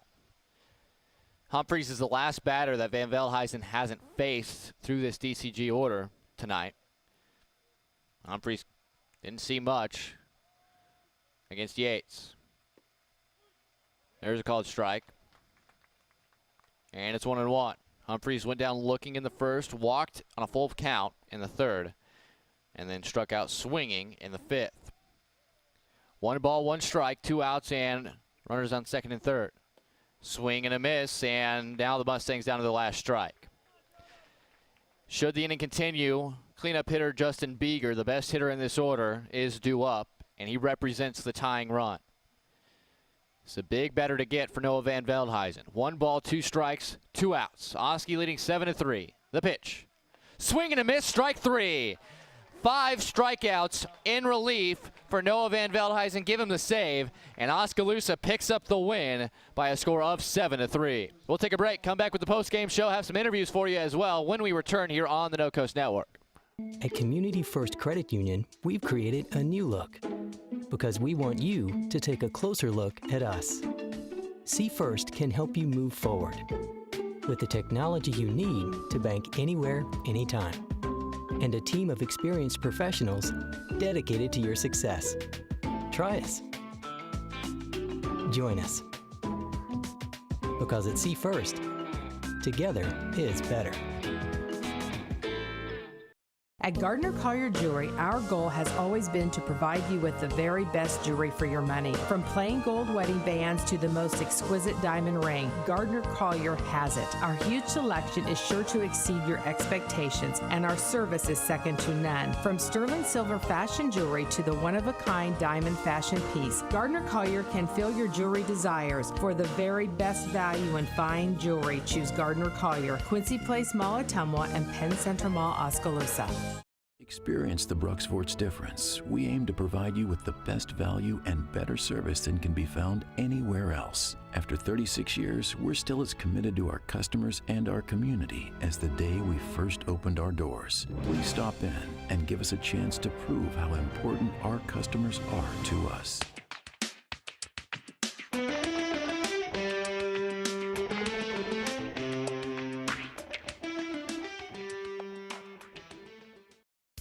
Layton State Bank understands that everyone's financial needs and goals are different. That's why it's essential for you to bank with a local bank that knows you personally and professionally. Layton State Bank is that bank. They understand your financial situation and work diligently to help you reach your financial goals. They're committed to working with you and for you every step of the way. Layton State Bank, serving you from Layton, Pella, and Monroe. Grow strong with us, member FDIC. Dreams start early, illustrated straight from the heart. Big or small, dreams take hard work to grow into reality. To bring your dreams to life, sometimes you need a little help. So surround yourself with people who believe in your dreams and count on Bank Iowa to help you reach them. Bank Iowa, for the dreamer in all of us. Hawkeye Real Estate is your one-stop source for everything real estate in Mahaska County and beyond. Whether commercial, residential, or land, we've got you covered with the area's largest pool of real estate professionals, full-time support staff, and property management services. With over $19 million in sales volume for 2016, Hawkeye continues to be the area's leading real estate office. Discover what thousands already know. When it's time to make a move, get the Hawkeye Edge. Oskaloosa picks up a win, defeating Dallas Center Grimes to salvage the season series, avoiding a sweep, that should say. DCG still wins the season series 2-1, but Oski now 14-7 on the year. This is an important win. 9-4 in Little Hawkeye Conference play, and Dallas Center Grimes falls to 7-10 overall and 5-7 in the conference. It's going to be a big uphill battle for them to try to work their way into hosting at least a district game, maybe two district games. Probably not going to happen at this point for the Mustangs. Before we go any farther, let's go ahead and take you through the numbers for tonight's action. As we mentioned, Oskaloosa, the 7 runs on 12 hits, 1 defensive error with 5 left on base. DCG, 3 runs on 4 hits, no errors, 6 were left on base. Ryan Yates, the winning pitcher for Oskaloosa. It was Thomas Erickson getting the loss for the Mustangs, and Noah Van Veldhuizen picking up his 3rd save of the season. Game time 1 hour and 52 minutes. For DCG, Cade Bertrand went 1 for 4 at the plate. Brody Gannon went 0 for 3. Pinch hitter Tyler Maricol went 0 for 1. Jordan Humphreys went 0 for 3 with a walk. Justin Beeger 1 for 3 with a run scored. Brett Foreman 1 for 2 with a walk, a single, and a run scored. Brandon Reeses went 1 for 3 with a 3-run home run, so he had the 1 run and the 3 runs batted in. Hunter Baumler went 0 for 2 with a hit by pitch. Thomas Erickson 0 for 1 with 2 walks. Sean Madsen 0 for 1 with a walk, and Trent Carpenter as a pinch hitter went 0 for 1. Thomas Erickson on the mound, 4 1/3 innings of work, 9 hits, 4 runs. All 4 were earned with no walks and 2 strikeouts. 59 pitches, 45 strikes and 14 balls. Justin Beeger 1 2/3 innings of work with 3 hits, 3 runs, all 3 earned with no walks and a strikeout. 29 pitches, 18 strikes and 11 balls. For Oskaloosa in the game, Tyler Miller went 1 for 2 with a walk, a sacrifice bunt, a run scored. Tucker Nunnikov in a nice night offensively, 3 for 4 with 2 runs scored. Blake Van Veldhuizen, he went 1 for 4. The one was a big one, a 2 RBI double. He also scored a run. Peyton Krause went 1 for 2 with a hit, a single, and he was hit by a pitch as well and scored a run. Ethan Arnold went 1 for 3, but that was the biggest one of the game, a 3-run home run in the 5th. A big-time hit for a senior. See if that gets him going the rest of the season. For Nick Harrington, batting in the number 5 spot, or the number 6 spot, rather, for Oskaloosa. He went 0 for 3, but he did have an RBI. Alex Young went 2 for 3 with a double as well. For Seth Sarver, he went 1 for 2, also was hit by a pitch. Ryan Yates went 1 for 2 in his 2 plate appearances. Noah Van Veldhuizen did go 1 for 1, and Casey Hill scored a run running for him.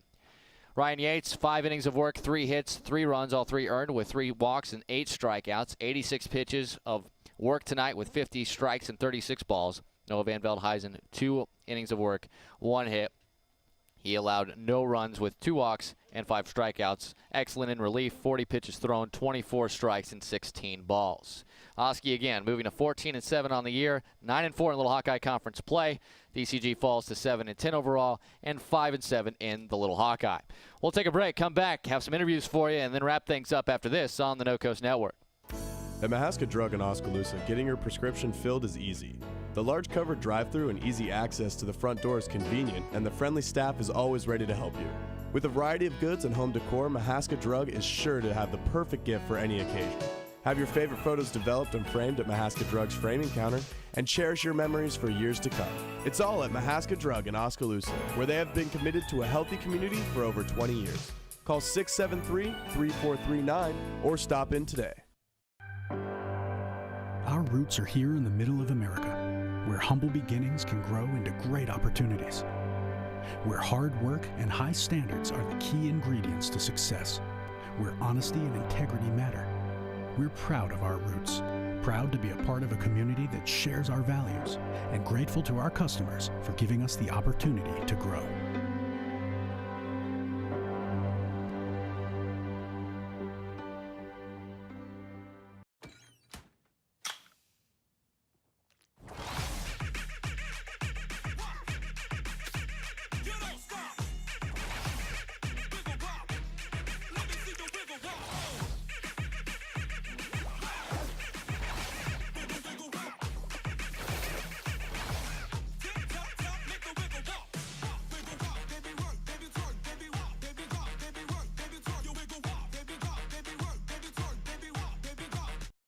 If your savings and investments are sitting on the bench instead of meeting your goals, call timeout to examine your investment lineup. Your game plan should include getting some investment advice from an experienced investment professional. I'm Bob Auld of Robert Auld Investments, an investment advisor with over 20 years of experience in Oskaloosa and southern Iowa. I would like to assist you with your investment strategies. Call 673-9448 or toll free at 1-800-444-ALD.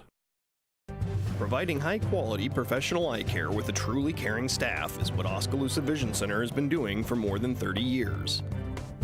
With our state-of-the-art equipment, we can provide comprehensive eye exams, prescription glasses, and contact lenses, as well as medical care like eye infection and disease treatment, emergency eye care, and pre- and post-operative aid. Newborn to adult, we have the experience to meet all your eye care needs. Oskaloosa Vision Center. Come see us today. At Community First Credit Union, we've created a new look because we want you to take a closer look at us. See First can help you move forward with the technology you need to bank anywhere, anytime, and a team of experienced professionals dedicated to your success. Try us. Join us. Because at See First, together is better. We're back here live at the Oskaloosa High School baseball field. Oskaloosa fresh off of getting a 7-3 win over Dallas Center Grimes, salvaging one game of the season series and continuing their good play as we head into the kind of the stretch run of the season. I'm joined by Ryan Yates, winning pitcher tonight. Ryan, congratulations on the win. First and foremost, you get thrown out there on a pretty regular basis. You're kind of a beginning of the week guy, but the last three times you've been out there, you've done a good job staying under 90 pitches to be able to be used later in the week as well. Is that something you think about, trying to be really efficient, let your defense make some outs for you? You did still have 8 strikeouts tonight, or are you just doing whatever coach wants you to do and staying out there as long as you can? Actually, I try not to think about how many pitches I'm throwing. I don't know. I've just always done that. I don't want to think about striking out or anything like that, striking people out. I don't know, try to throw strikes, keep the ball down, get outs. All right, well, that's one thing that we talk about. The other thing that I'm interested in when we talk about the overall idea of playing Dallas Center Grimes, on the season, their numbers don't speak volumes of how well they played against you guys the first time. What was the thought process going into this game against them, knowing it'd be real nice to at least grab one against this team? Well, you never want to get swept by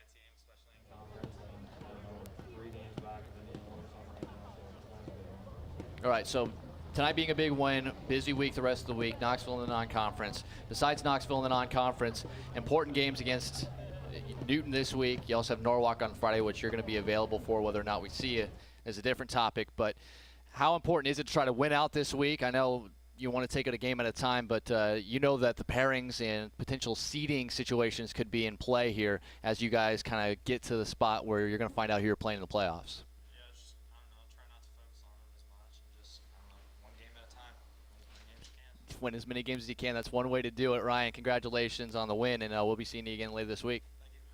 All right, as we go ahead and we'll bring in Noah Van Veldhuizen in here. One thing that I find to be incredibly intriguing with this team and the difference between the two teams is the fact that there's kind of a closer involved here. And Noah, you're kind of that guy. As a freshman, you were part of this varsity team for the second half of last season, got a chance to kind of get used to watching the guys at this level, but now you're being utilized in a specific role for a team that is very good in baseball. Take me through kind of what your role is and how you stay ready in the dugout knowing that you're basically a relief specialist.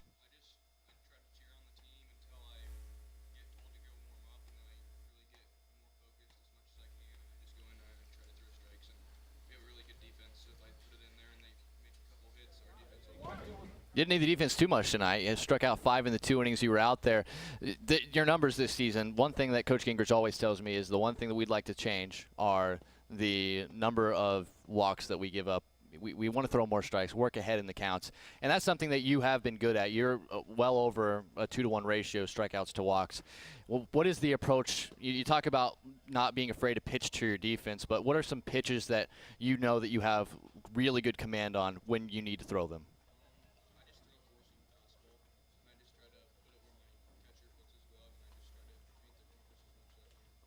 Awesome, and you saw that tonight against a DCG team. They strike out a lot. They like to chase some pitches. You were able to utilize that to your advantage. But this team, they need wins like this. Coming back, late innings, getting the big hit by Arnold.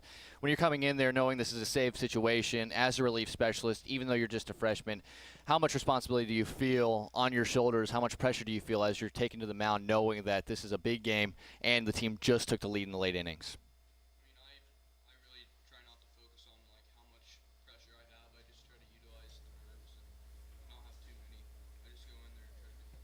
All right, well, congratulations on another save, and good luck the rest of this week. All right, as we continue to go ahead and get our final guest up here, player-wise, for Oskaloosa, it is going to be Keaton DeCock, the catcher for Oskaloosa tonight. Keaton, first thing that I want to talk to you about is you got to handle a couple of guys tonight that were throwing really good. What did you see from behind the plate out here? Here, sorry, I gave you a mic that's shut off. All right, my bad. Basically, I just try to work down, have them throw strikes, just, I don't know. Not much difference to me when I'm back there catching. I just think about catching the ball, framing it up, throwing guys out. Just got to stay focused in the game, basically. All right, and when Yates is in there, young guy, and Noah, obviously, a very young guy. Yes. Handling them as a guy that's been a part of this team since you were a freshman, being able to kind of talk them through some things. Tonight, able to get through that tough second inning, and Yates didn't allow a hit the rest of the time he was out there. But he did start to lose some of the command later on in the innings. Was there anything that you were kind of telling him, any pitches that you were trying to stray away from as he was continuing to try to labor through that 5th inning? Basically, I was just telling him to keep his head up, just keep throwing strikes, keep the ball down. That one kid hit a change-up that was down. He hit it for a 3-run home run there, so I kind of backed away from that a little bit, but we still threw it a couple times, though.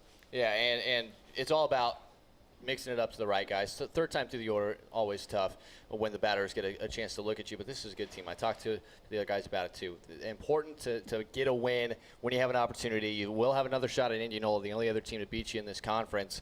How big is it for confidence reasons? Busy week this week, still got 3 conference games left this week. How big was it to pick this one up?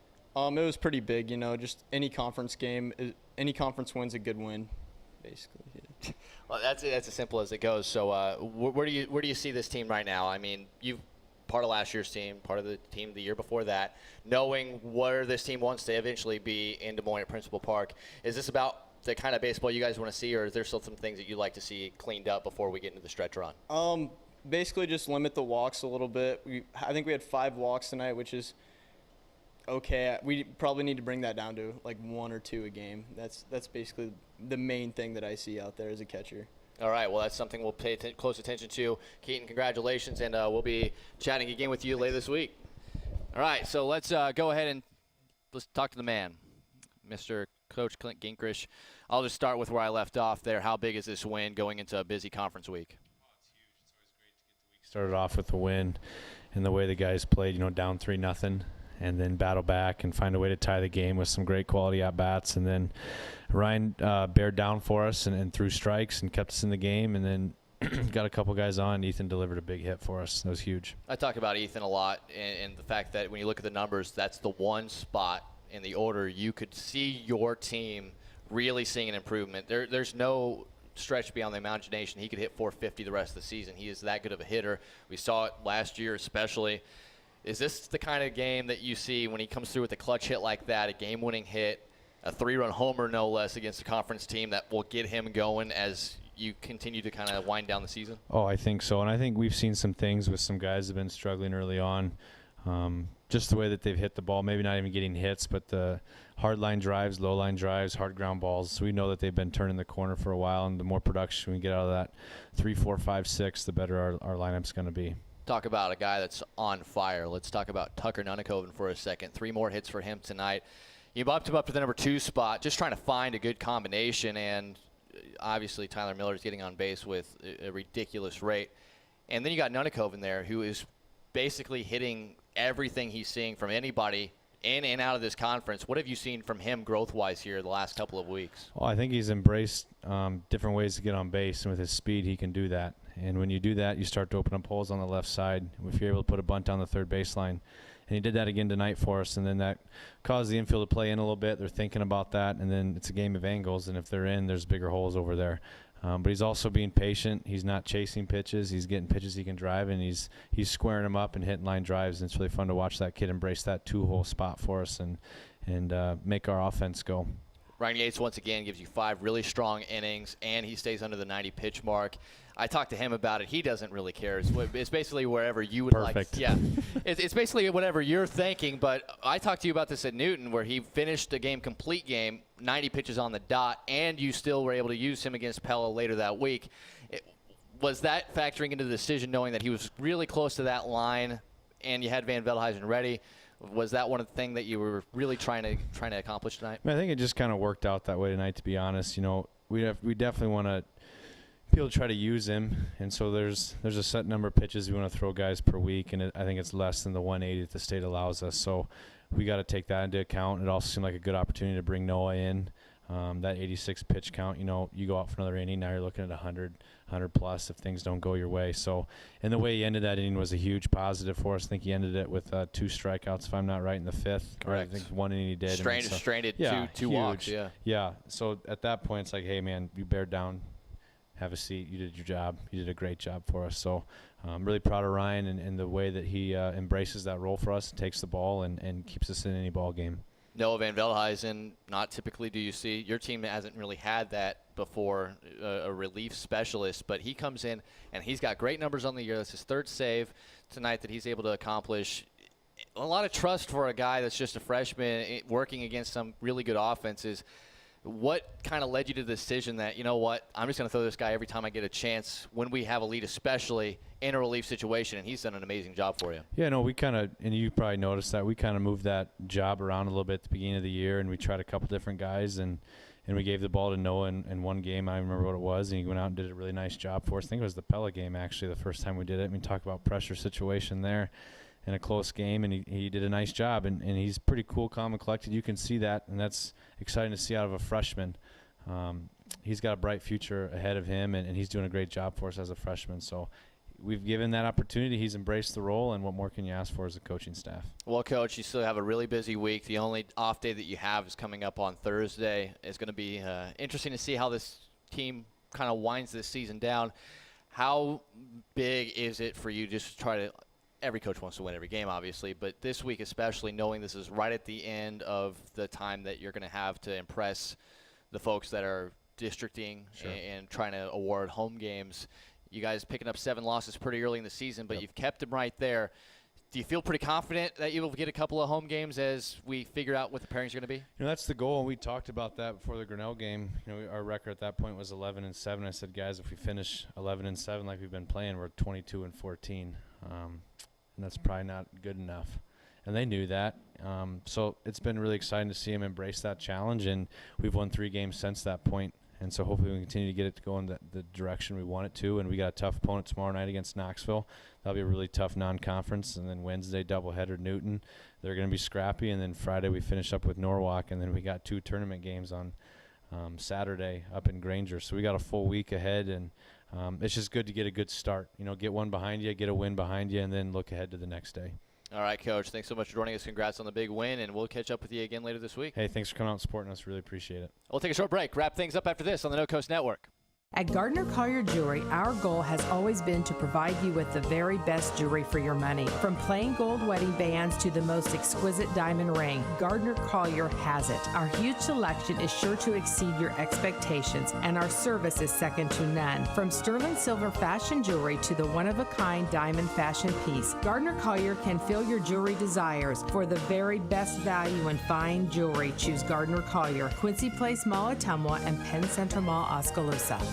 Experience the Bruxfort's difference. We aim to provide you with the best value and better service than can be found anywhere else. After 36 years, we're still as committed to our customers and our community as the day we first opened our doors. Please stop in and give us a chance to prove how important our customers are to us.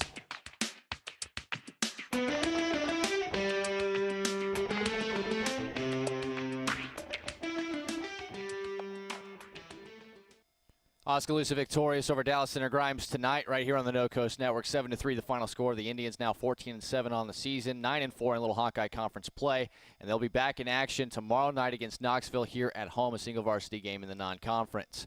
The next broadcast that we'll have for you is going to be a softball game. That is going to be on Wednesday night. The Oskaloosa softball girls, a doubleheader against a very tough Newton team, an underrated Newton team. That is going to be starting around 5:45. First pitch at 6 p.m. down the hill right here in Oskaloosa. You can hear that on 99.5 FM and AM 740 KMZN and all over the world on radio KMZN.com and the KMZN mobile app. That'll wrap things up for us here tonight. I'd like to thank our entire crew, John Hurl back in the No Coast Network studios, our director Miranda Keeler, our camera operators Alyssa Phillips and Connor Swim. Thanks to everybody who's helped us on our video programming this summer sports season. That'll wrap things up for that, but we will still be covering with radio all the way through the end of the postseason for both softball and baseball all around the listening area. That'll do it. I'm Emery Songer. Thanks so much for joining us. Oskaloosa victorious tonight over Dallas Center Grimes. You heard it and watched it right here on the No Coast Network. This has been Oskaloosa Baseball on your home for the Indians. 99.5 FM and AM 740 KMZN and all over the world at radio KMZN.com. Oskaloosa Baseball has been presented by Craig Ford, Mahaska Bottling Company, Fairway Stores, Mahaska Drug, Bank Iowa, Bruxford's Decorating Center, Dr. Tom Bowie, Gardner Collier Jewelry, Hawkeye Real Estate, Community First Credit Union, Musco, Pella Printing, William Penn University, TD&T Financial Group, Oskaloosa Vision Center, Clow Valve Company, Oskaloosa Area Chamber and Development Group, Lighton State Bank, Penn Central Mall, Fred's Muffler Shop, and Robert Ald Investments. This has been Oskaloosa Baseball on 99.5 FM and AM 740 KMZN and all over the world at radio KMZN.com. This has been a production of No Coast Network.